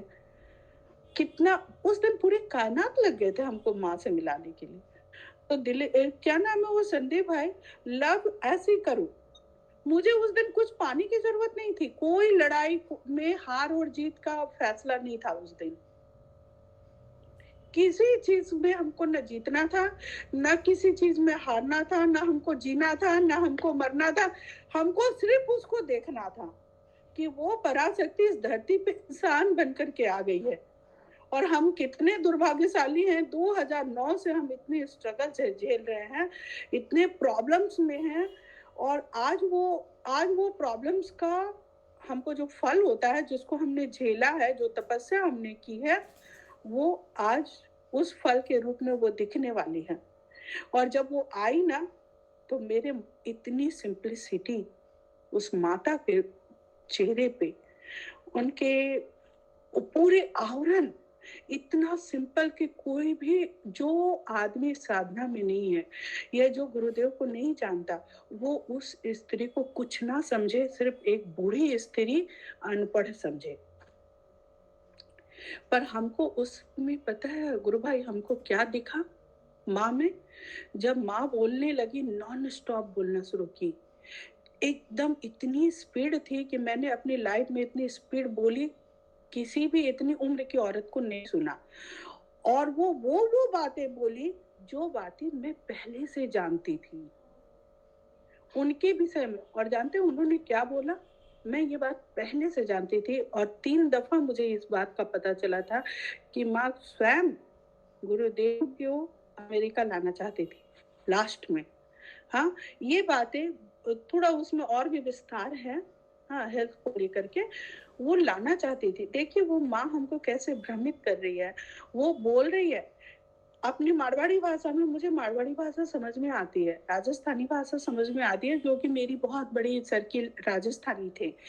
तो वो जब बोलने लगी ना, और भी बहुत सारी बातें बोली, बहुत सारी बातें 15 मिनट तक लगातार बोली। फिर हम भी उसके साथ बोलने लगे, माँ के साथ हम भी बोलने लगे। मेरी तो आदत है ना बोलने की, रुकती नहीं है, तो बोलना शुरू किया। फिर हम बोले कि अरे ये तो कुछ हमको मतलब हम जो चाह रहे हैं वो नहीं मिल रहा। फिर हम कनिका को बोले, कनिका आप ना माँ का हमको चरण का दर्शन करा दीजिए। माँ का पैर इतना बड़ा बड़ा है, और वो एक पैर बाहर निकला हुआ है, पता है आपको? एक पैर बाहर निकला हुआ था और एक पैर उनके लहंगे के अंदर था। और जैसे ही हम बोले ना, माँ समझ गई कि हम क्या बोल रहे हैं, और उसने अपने दोनों ही पैर को एकदम साक्षात ऐसे निकाल के दिखाया गुरु भाई। मुझे लगा उसी समय मैं आराधना करना शुरू की, और वो देवी अंतर मन को पढ़ने वाली है। जब हम आराधना करने लगे, भगवती का आराधना करने लगे, जो भगवती का पाठ होता है उससे आराधना करना शुरू किए, वैसे ही उसने अपने पैर, दोनों ही पैर को वो लहंगा के अंदर दोबारा से घुसा ली। और जानते हैं उससे भी उसको संतुष्टि नहीं मिला, तो उसने कैमरा ही ऑफ कर दिया। उसके बाद फिर मैंने दोबारा लगाया। फिर हम कनिका को बोले कि माँ का कैमरा क्यों ऑफ कर दिए, मेरा आराधना का समय था, हमको दिखाओ। तो फिर वो बोली कि अब माँ चली गई। तो हम बोले तू जाएगी कहाँ, अभी रुक, तुमको अगर हम सच्चे हो तो तू मेरे साथ आएगी। फिर वो मतलब दोबारा से वो एक झलक से दिखी। हम बोले चलो काम पूरा हो गया, अब कुछ हमको ज्यादा कुछ इससे मांगना नहीं है, क्योंकि हमको सब कुछ दे करके अभी हंस रही है। हमको तो सिर्फ ये अगर नहीं मिलती तो आज पता नहीं क्या मेरा लॉस हो गया होता क्या। और इतनी जिद तो हमने गुरुदेव से भी नहीं किया। 3 जून के बाद जब गुरुदेव सशरीर आए थे हमारे यहाँ, उसके बाद से हम समझ गए कि विधाता कण कण में है, चाहे वो भारत हो, अमेरिका हो, पत्थर हो, पहाड़ हो, कुछ भी हो, कहीं पर भी हो, ये हर जगह है। और इसको ज्यादा नहीं करना है, ये मुझे दिखता है, मुझे जानता है, मेरी फीलिंग्स को जानता है। और ये मैंने उस दिन के बाद से यही प्रॉमिस किया कि तुमको हम तंग नहीं करेंगे, आने के लिए तो तंग नहीं करेंगे, क्योंकि तू सब कुछ जानता है। हाँ, मेरा ये भौतिक आंखें तुमको देख पाए चाहे नहीं देख पाए, ये तुम्हारी ड्यूटी है। तुम कब आओगे ये हम नहीं जानते, हाँ, पर हाँ तुम तो आओगे ही, जरूर आओगे। मेरा तो काम सिर्फ तुमसे लव करना है। और मैं बताऊं, आज तारीख में जैसे ही माँ के चरण को देखती ना, लगा कि संपूर्ण वेद यहीं से निकल रहा है, संपूर्ण गाथाएं यहीं से निकल रही है, ऋचाएं यहीं से निकल रही है, नदियां, ये पहाड़, सब कुछ रचने वाले इतना छोटे से क्यों मैंने उनकी एनर्जी फील करी है। और इतना अद्भुत फीलिंग्स था। जिस दिन लक्ष्मी बहन आपसे बात हुई थी ना, हाँ मुझे पता है, आप कह रही थी कि आपकी बात होती रहती है। जैसे ही सेशन खत्म हुआ और मैं फोन किया और उसी ना वीडियो कॉल आ गई और मैंने उठाया और माँ को भजन सुना और मेरी समझ नहीं आई मैं आपको कैसे मिला, क्या करूँ। और मैं रो सो ना गाऊं और माँ ने मेरे को आधा घंटे तक मेरे साथ बताई रही। गुड बहन जानती है, वो दिमाग पे राज करने लगती है, वो दिमाग को चलने नहीं देती। 2 बार रास्ते में जाती है आपके दिमाग को। अगर आप अपने दिमाग को फील करिए ना, और जानते वो मैं ही जानती हूँ। जानते उर्मिला बहन, आप लोगों ने तो बहुत बार दर्शन की, मेरी तो नसीब ही वैसी नहीं है। पर मुझे लगा कि ये लास्ट है या फर्स्ट है, मुझे नहीं पता, भविष्य के बारे में मुझे नहीं पता। पर वो जो देख ली है ना, जिस कंडीशन में मेरी बाल बिखरी हुई थी, तेल लगी हुई थी बालों में, और मैं जैसे थी बिल्कुल उसी कंडीशन में अपने आप को, मुझे किधर भी नहीं ले जाना। उसने जिस ड्रेस में मुझे देखा है वो ड्रेस को नहीं इधर उधर करना, उसने जिस कंडीशन में मुझे देखा है मुझे वैसे ही रहना। तब मैं सोची कि अब बाद में मुझे 2 दिन के बाद जब होश आया ना, किसी का फोन आता था, बोला अभी कोई नहीं फोन करूं। वो ऐसा नशा था, ऐसा लव था, जो एक्चुअल लव जिसको कहते हैं ना, वो खुद ही क्रिएट हुआ गुरु भाई। मैंने नहीं क्रिएट किया, मैंने ये प्यार को नहीं जगाया अपने अंदर, वो ही जगाई है। वो 1.5 साल से बैठ करके यही मेरे अंदर में यही सब की है काम। और जानते हैं, मेरी पूरी कुंडलिनी शक्ति मेरी पूरे रीढ़ की हड्डी में यूं खड़ी होकर के यूं नाच रही थी उस वक्त। वो कुंडलिनी शक्ति भावना से नहीं नाचती, आवश्यकता के हिसाब से वो नाचती हैं पूरे शरीर के अंदर। वो नृत्य कर रही थी उस समय हमारे शरीर के अंदर। और शाम में वर्षा का फोन आया, वो बोली, हाँ बोले अभी तो मैं उतना ज्यादा बात ही नहीं करूंगी, क्योंकि अभी तो मुझे कुछ समझ में नहीं आ रहा, ना मेरे पास शब्द है, ना हम कौन हैं, मुझे कुछ भी नहीं पता, कुछ भी नहीं पता। सिर्फ मैं एक ही आराधना की कि माँ, जो तुम मेरे पूरे तन में राज करती हो, तुम मेरे संपूर्ण शरीर में हो, मेरे मस्तिष्क में हो, तुम्हें सशत नमन है। माँ, मेरी जीवा में निवास करती हो कभी सरस्वती बन के, तुम्हें सशत नमन हो। माँ, तुम मेरे नेत्रों की ज्योति हो, तुम्हें सशत नमन है। माँ, तुम मेरी वैभव हो, तुम्हें सशत नमन है। माँ, तुम मेरी शक्ति हो, तुम्हें सशत नमन है।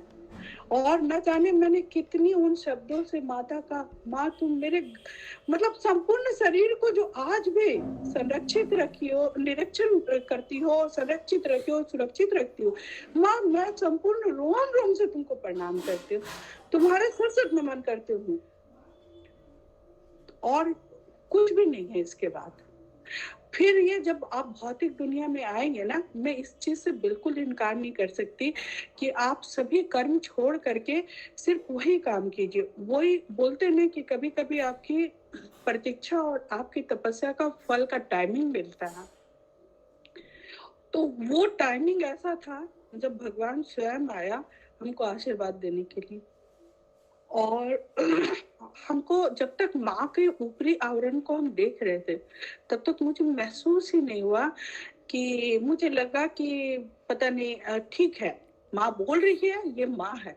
पर जैसे उनके चरण का हमने दर्शन किया ना, और जानते गुरु भाई मैं आपको बताऊं मुझे माँ किस रूप में दिखी। याद है मैंने अपने माँ के ड्रीम के बारे में आपको कभी बताया था कि माँ मेरे ड्रीम में आई थी। आज से 1 साल पहले माँ मेरे ड्रीम में आई थी, और वो ड्रीम में ऐसा हुआ था कि वो जो लहंगे पहनी हुई थी, जो कड़ा पहनी हुई थी पैर का, और जिस कलर का लहंगा, जिस कलर की चुनरी, वो उसी दिन वही कपड़ा पहनी हुई थी, वही कलर का, वही छोटी छोटी बूटियां थी उसके पूरे चुनरी में, और वही पिंक कलर का लहंगा था उसका, और उतने ही पुराना लहंगा था जिस पुराने लहंगे में वो मुझे सपने में दिखे थी। वो हर बात जानती है भाई, वो जानती है कि मेरा ये बच्चा इसी रूप में हमको देखना चाहता है। सही बात है। और जानते हैं वो बड़ी अच्छी, वो अपने लहंगे को ना ऐसे करके मेरे सपने में वो बाएं हाथ से मुझे पकड़ी हुई थी, और वो पीछे पीछे रेगिस्तान के रेत में मुझे पकड़ करके, मेरी हाथ को पकड़ करके, मैं उससे पीछे थी और वो आगे आगे थी, वो चली जा रही थी और बोलती तू चिंता क्यों करती, मैं हूं ना। हाँ, और फिर उन्होंने बिल्कुल उसी अंदाज में जब वो मुझे पहली दर्शन दी तो बिल्कुल उसी अंदाज में अपनी बाएं हाथ से अपने हाथों से वो चुनरी को अपने नेक के पास ऐसे करके पकड़ी हुई थी, नेक और चेहरे के बीच में, और वो वैसे ही करके लगातार नॉन स्टॉप बोले जा रही थी, और इतनी बड़ी बड़ी, शरीर के साइज से भी ज्यादा बड़ा उसके हाथ के पंजे और पैर। ठीक है, आप सोचो कि मैं उसकी पूरे चीज को ऐसे अपने आंखों में उतार लेना, जैसे कलाकार पूरे अपने मूर्ति उतार देता है ना तस्वीर, बिल्कुल। और मैं उसी तस्वीर के साथ पूरे दिन जिंदा रही। और भौतिक जगत में जीने के लिए धन की आवश्यकता है, कर्म की आवश्यकता है, मैं इस चीज से बिल्कुल इनकार नहीं करती। अगर आप भौतिक जगत में संपन्न नहीं है तो ईश्वर से भी विश्वास और भक्ति उठती है, इसमें कोई दो मत नहीं है। पर आप दिल से पुकारो, आपको बहुत अथाह तो कुछ नहीं दे देगा, इतना जरूर दे देगा कि आप कभी असंतुष्ट नहीं रहोगे।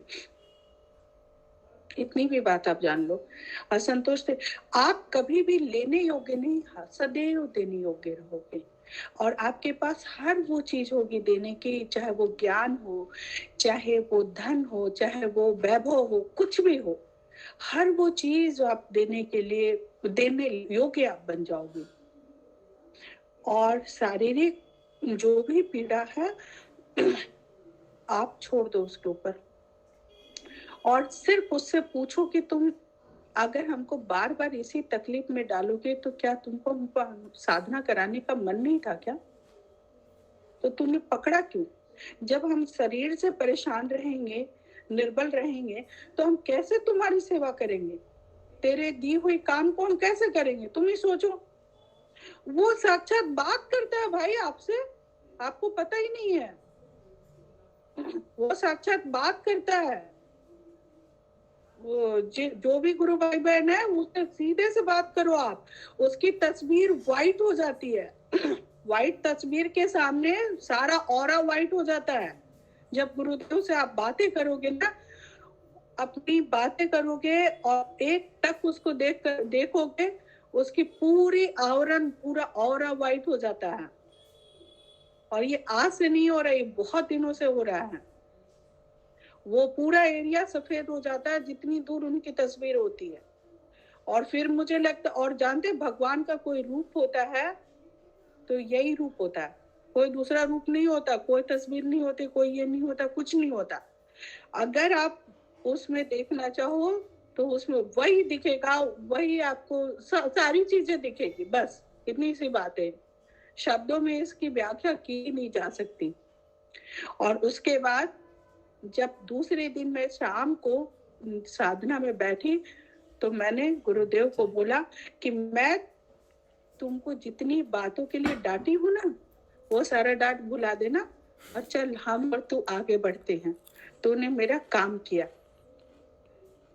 और उसके बाद नेक्स्ट डे शाम को फिर ये साधना के बाद हमने दीपशिखा बहन को फोन किया। तो दीपशिखा बोली कि हम समझ सकते हैं आपकी फीलिंग्स कि आप क्यों नहीं फोन कर रहे, मुझे भी बड़ी इंतजार था आपके फोन का। हम बोले बहन मेरे पास तो इतनी शक्ति नहीं थी कि मैं आपको फोन करूं, एकदम बिल्कुल मेरे हाथ पैर लूज हो गई थी। और उस दिन हमने सोचा कि ये कनक लव क्या होता है ये देखो, और ये राधा कैसे तुमको प्यार, कितना प्यार करते होगे। वो माँ मेरे अंदर घुस गई भाई, मेरे अंदर घुस गई थी। और उसके जाने के बाद हम दोनों इतने रोए और रो रो कर अपनी आंखों से आंसुओं को पकड़ रहे हैं कि अरे इन्हीं आंखों से वो देखिए, हम उसको देखे, ये आंसू इधर उधर न बह जाए, अपनी पूरी बॉडी पे पोंछ रहे हैं। आपको तो बयान नहीं कर सकते गुरु भाई, आपको बयान नहीं कर सकते। फिर वो हमको बोलनी भी थी गुरु बहन कि आप आओ सेशन में बताओ, ये सारी चीजें बताओ। हम बोले पता नहीं माँ का, ये गुरुदेव का किस दिन इच्छा होगा कि वो शक्ति हमको दे। तो हम ये सारी बात हमको एकदम हाँ, आज ऑटोमेटिक वो शक्ति दी है। आज मेरे बच्चे को मेरे हस्बैंड भेज रहे हैं तैयार करके, वो समझ जाते हैं कि किसी और भी नशा में। और मेरे फोन को कोई भी छूता है तो बोलते रहने तो मेरा फोन मत छूना, मेरे लवर का सारा मैसेज है, मुझे वो पढ़ना है, और मेरे मैसेज को कोई नहीं टच करेगा। अभी मेरे प्रेमी का एक मैसेज नहीं 100 मैसेज आया होगा। और गुरुदेव का जितना तस्वीर है सबको हम देखते हैं, सब में प्यार करते हैं। गुरु माँ की जितनी तस्वीर है वो सबसे हम बातें करते हैं, फिर बोलते हैं तू कितनी प्यारी है, तू ऐसे क्यों हुई, फिर बोलते तू ऐसे ही रहना, तू इससे चेंज मत होना। बहुत तरह की बात होती है। उस वक्त मुझे नहीं पता होता कि मेरी शरीर की कंडीशन क्या है। और मैं सुबह से लेकर के शाम तक, पहले मुझे बड़ी परवाह होती थी, अरे यहाँ अमेरिका में मैं जॉब करूंगी, लाखों रुपया कमा लूंगी, लाखों रुपया कमा लूंगी। अब मेरे पास आज सारा लाइसेंस वगैरह सब आ गया है, ठीक है, पर हम जब लाइसेंस आ गया तो हम अभी का टाइम पीरियड जो चल रहा है ना, अभी मुझे इधर उधर नहीं जाना कमाने के लिए, अभी तो तुमको देखना है, तुमको निहारना है, उसके बाद जाएंगे कमाने के लिए बहुत टाइम बचा हुआ। अब पता नहीं है या नहीं है, मुझे नहीं पता, मैं कमा पाऊं नहीं कमा पाऊं, मेरे प्रयास से तो कुछ होना नहीं है, सारी बातें पता ही है, करने कराने वाला तो यही है। और ठीक है, कर्म तो है, करना ही चाहिए भौतिक जगत में जिंदा रहने के लिए, क्योंकि ये शरीर नहीं रहेगा तो हम ये फीलिंग्स भी नहीं क्रिएट हो पाएगा। और जब तक ये शरीर है तब तक ये आनंद तो है, फिर तो हम इससे निकलेंगे और फिर उसी में जाके समाहित हो जाएंगे। तो ये पूरा फीलिंग्स इस शरीर के रहने से, ये पूरे बॉडी का स्वस्थ होने से ये फीलिंग्स क्रिएट होता है। तो हमारे जो संदीप भाई है वो बिल्कुल, हमको तो लगता है कि बड़ी जल्दी ही उनका फीलिंग्स भी आएगा, वो लव भी क्रिएट करेगा अंदर में, वो खुद ही करेंगे। भगवान गुरुदेव समर्पण भी वो खुद ही कराएंगे, आपको तो कुछ भी नहीं करना, बस आप तो उसकी तस्वीर को बैठ करके यूं ही देखते रहो, यूं ही देखते रहो, आधे घंटे देखो, उससे बातें करो। जब वो आप देखोगे ना तो आपके दिल में जितनी बातें आएगी आप उसको ट्रांसफर करते जाओ, सारी बातें ट्रांसफर करते जाओ। फिर अगर लड़ाई की भी बातें आ रही है वो भी ट्रांसफर करो, परेशानी की भी बातें आ रही है वो भी ट्रांसफर करो।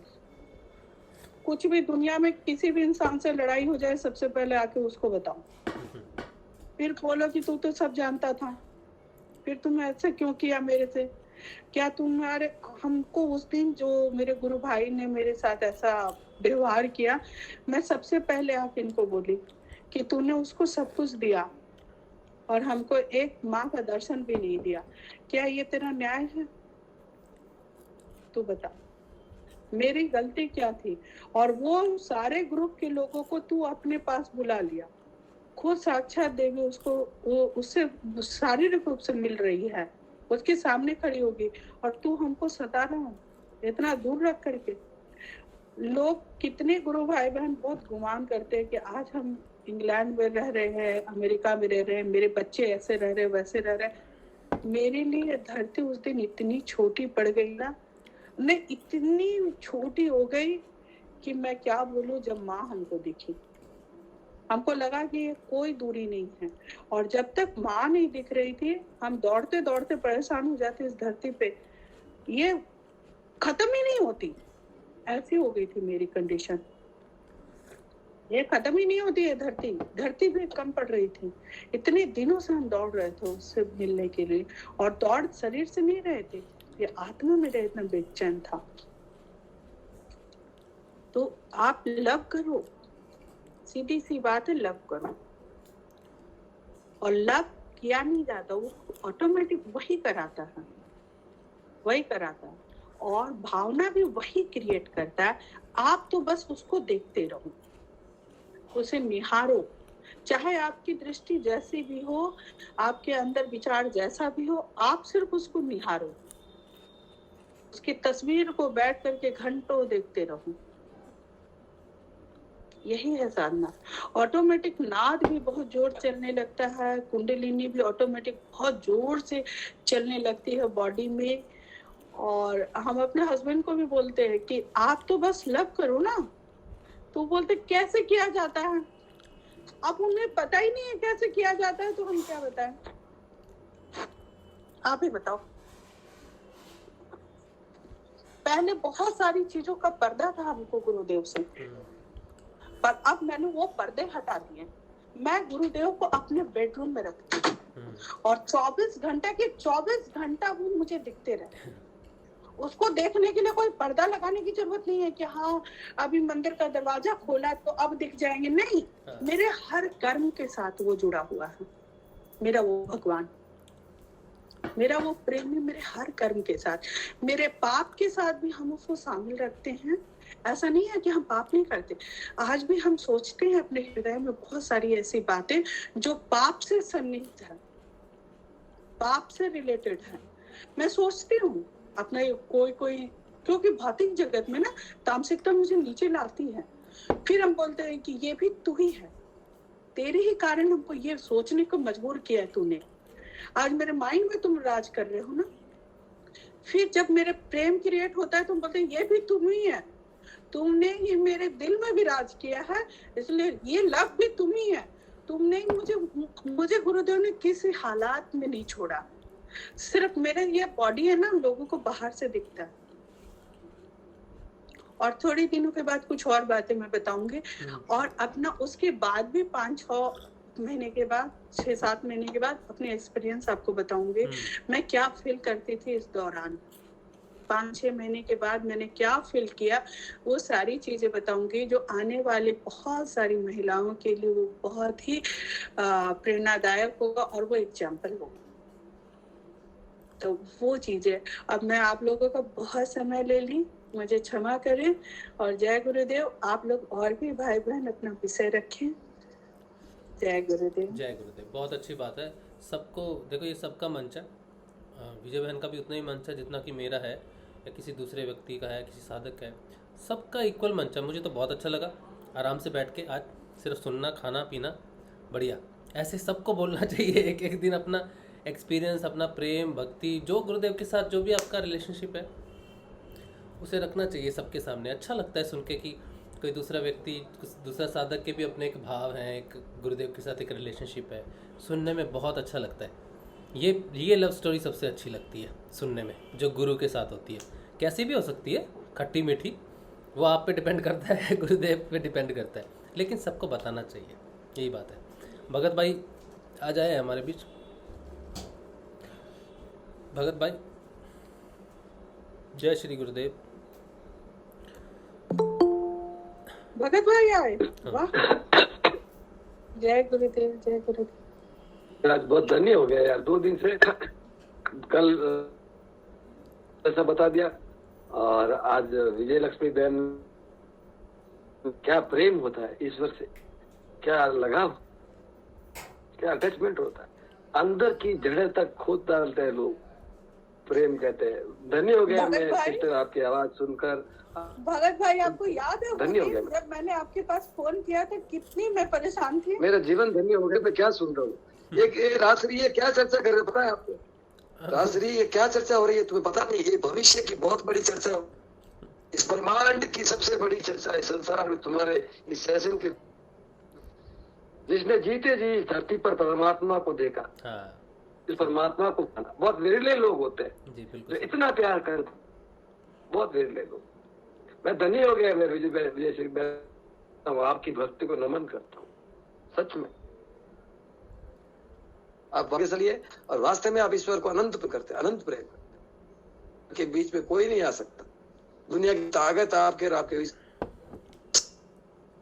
मैं धन्य हुआ आप जैसे गुरु भाई और गुरु बहन, बहुत अच्छा लग रहा है मुझे। अच्छा चल रहा है सेशन राजश्री का, बहुत बढ़िया चल रहा है सब गुरु। ऐसा लग रहा है कि परमात्मा नियंत्रण कर रहा है। बिल्कुल सही बात है, नियंत्रण कर रहा है इस सेशन को। किसको बोलाना है, क्या बुलवाना है, किस आगे जाके इसका क्या संदेश जाएगा, दुनिया क्या सुनेगी, दिख रहा है। वो ईश्वर क्या फिल्म बना रहा है, क्या फिल्म चला रहा है, वो ही जाने भाई, वही जाने।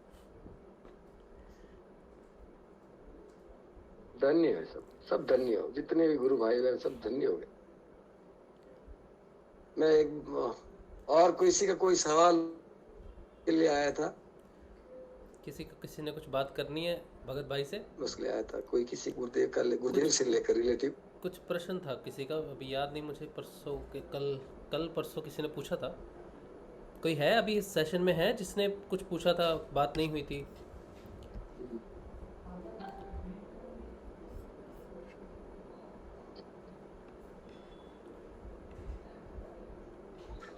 जय गुरुदेव,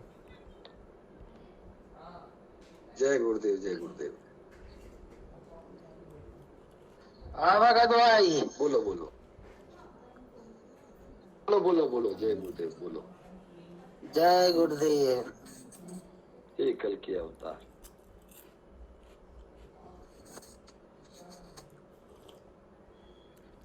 किसी को कुछ बात करना है भगत भाई से? मैं एक बात कहता हूँ, आपके लिए मेरा अंतर। मैं विजय श्री बहन को बात कर रहा हूँ, विजय लक्ष्मी की। ये जो प्रेम है ना आपके और ये आज ऐसा नहीं है कि आप बोल रहे थे, वो आपका प्रेम बोल। अगर दुनिया इस बात को अगर समझ जाएगी ना, अगर ऐसा कर दिया ना, तो परमात्मा भी इतना दयालु है, विजय इतना दयालु है कि फिर तुम्हें किसी के भरोसे नहीं छोड़े।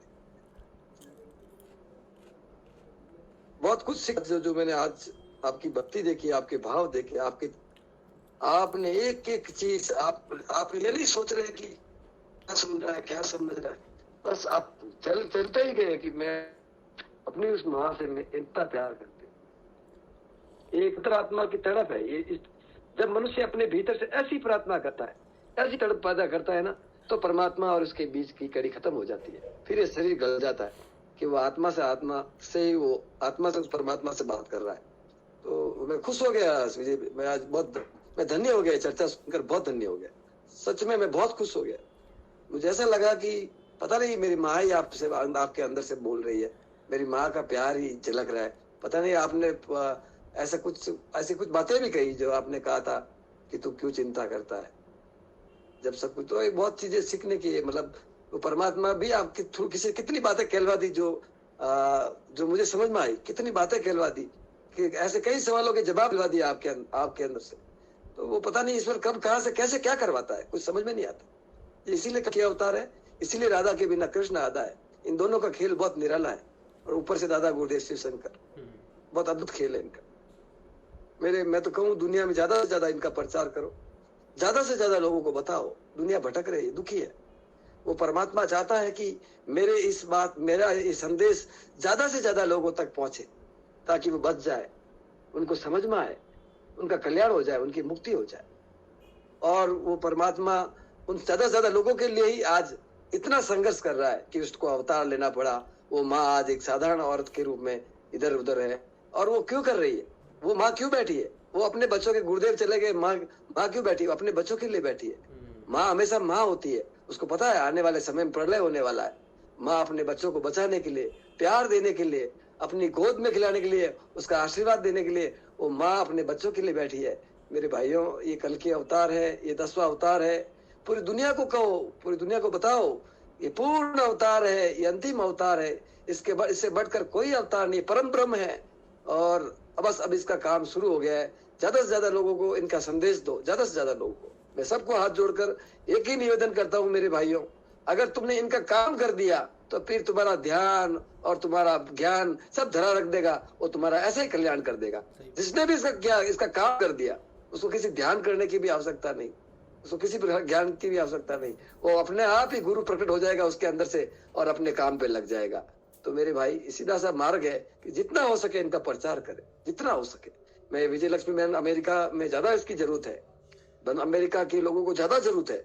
वो डिप्रेशन के पेशेंट है सारे, और आप वहां पर भी ऐसी कोई कोशिश करें कि वहां पर भी मेरे गुरुदेव का प्रचार ज्यादा से ज्यादा हो। मेरे गुरुदेव की बहुत इच्छा थी कि विदेशों में मेरे गुरु का प्रचार हो। अब हम लोग तैयार हो रहे हैं, हम प्रार्थना कर रहे हैं कि गुरुदेव हमें सामर्थ्य दे।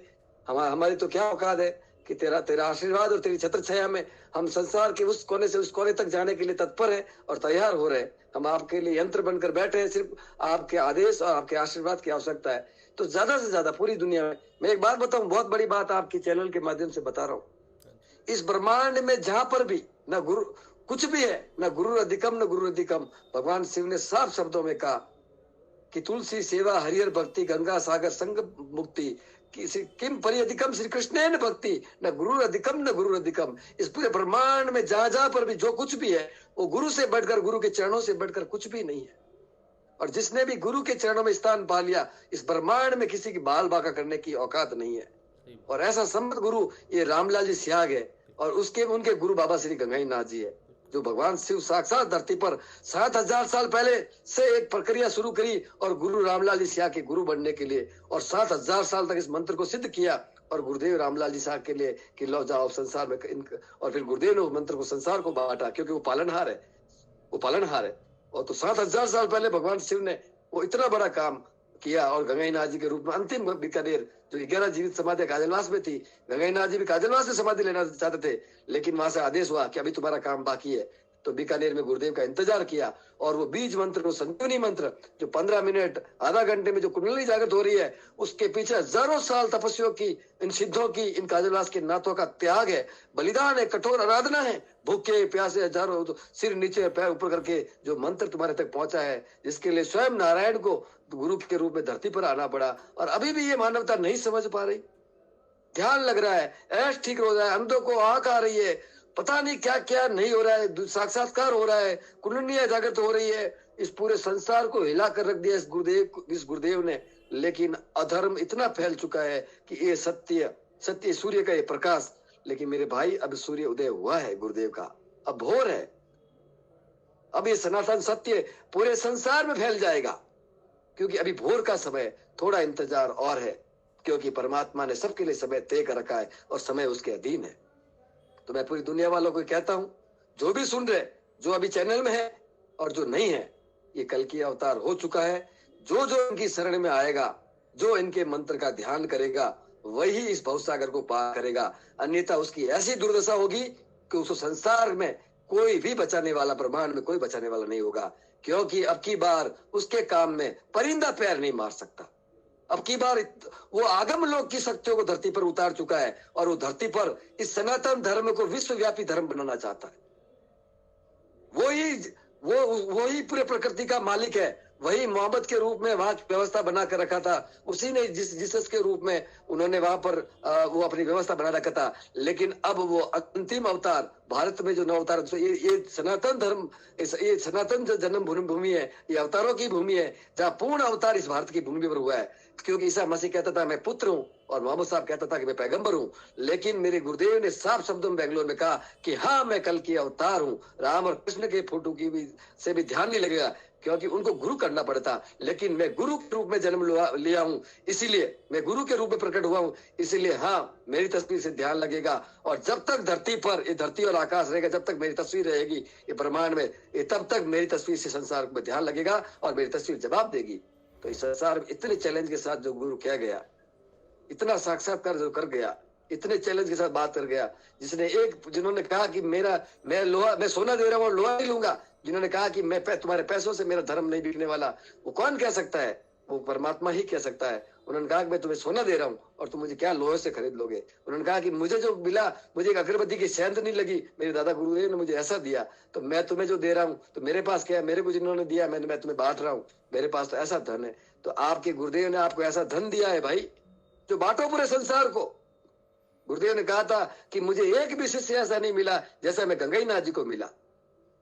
कोई एक व्यक्ति मुझे इस धरती पर, मैं जब तक मैंने ये काम किया, एक भी शिष्य ऐसा नहीं मिला जो गंगाई नाथ जी को मैं मिला। अगर मुझे एक शिष्य भी ऐसा मिल गया होता तो मैं इस दुनिया को हिला कर रख देता। तो मेरे भाइयों, प्रयास करो, प्रार्थना करो कि हम वैसे शिष्य बने और अपने गुरु के कार्य में लगे। गुरु के कार्य से बढ़कर ब्रह्मांड में कोई कार्य नहीं है। गुरु की सेवा से बढ़कर संसार में कोई सेवा नहीं है। जो अपने आप को गुरु के चरणों में सौंप देता है, फिर उसकी व्यवस्था गुरु स्वयं करता है। उसको अपनी चिंता करने की आवश्यकता नहीं, वो सारा बैलेंस स्वयं करता है, क्योंकि वो ब्रह्मांड को चलाता है। वही राधा और कृष्ण है, वही शिव और शक्ति है, वही ब्रह्मा और वही सरस्वती है। तो जब सब कुछ वही वह है तो फिर किस बात की चिंता है? उनके चरणों में अपना शीश झुकाओ, अपना समर्पण दे दो और आगे बढ़ो। फिर देखो वो तुम्हें कहाँ तक लेके जाता है। तुमने जो नहीं सोचा होगा, अपने लिए प्लान लगाना बंद कर दो। तुमने नहीं सोचा होगा वैसा प्लान उसने आपके लिए बना रखा है। अब आप उससे अनभिज्ञ है, अभी आपको पता नहीं है आप कहाँ बैठे हो, क्या कर रहे हो। अभी आप उसकी मस्ती में मस्त हो, लेकिन वो आपकी मस्ती पहले ही तय कर रखा है कि तुम मेरी मस्ती में मस्त हुआ तो मैं तुझे ऐसा मस्त कर दूंगा कि फिर दुनिया देखती रह जाएगी। तो मेरे भाइयों, वो गुरु समर्थ है।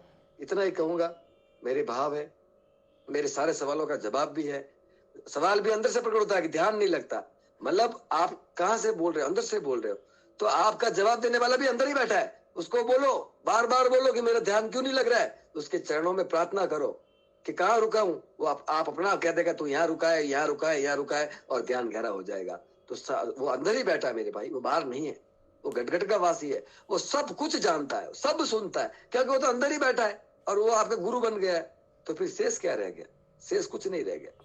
जय गुरुदेव, जय कल की अवतार, जय दसम अवतार। जय श्री गुरुदेव, जय श्री। बहुत बढ़िया भगत भाई, बहुत अच्छा लगा, बहुत अच्छा लगा। विजय बहन ने बहुत अच्छी बात की, प्रेम की। भगत भाई ने बहुत अच्छी बात की गुरुदेव के बारे में, कि दुनिया नहीं समझेगी ना तो बहुत मुश्किल है।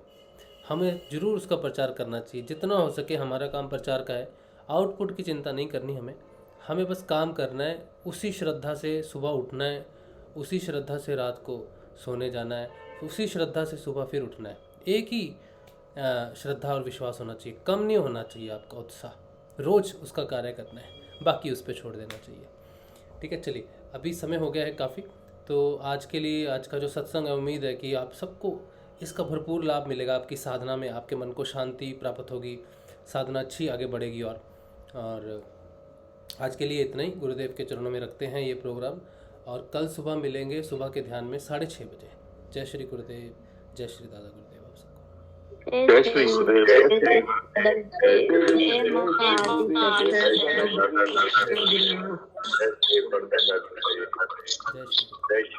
जय बहन की पागल प्रेम की जय हो। जय श्री सदगुरुदेव की जय। जय।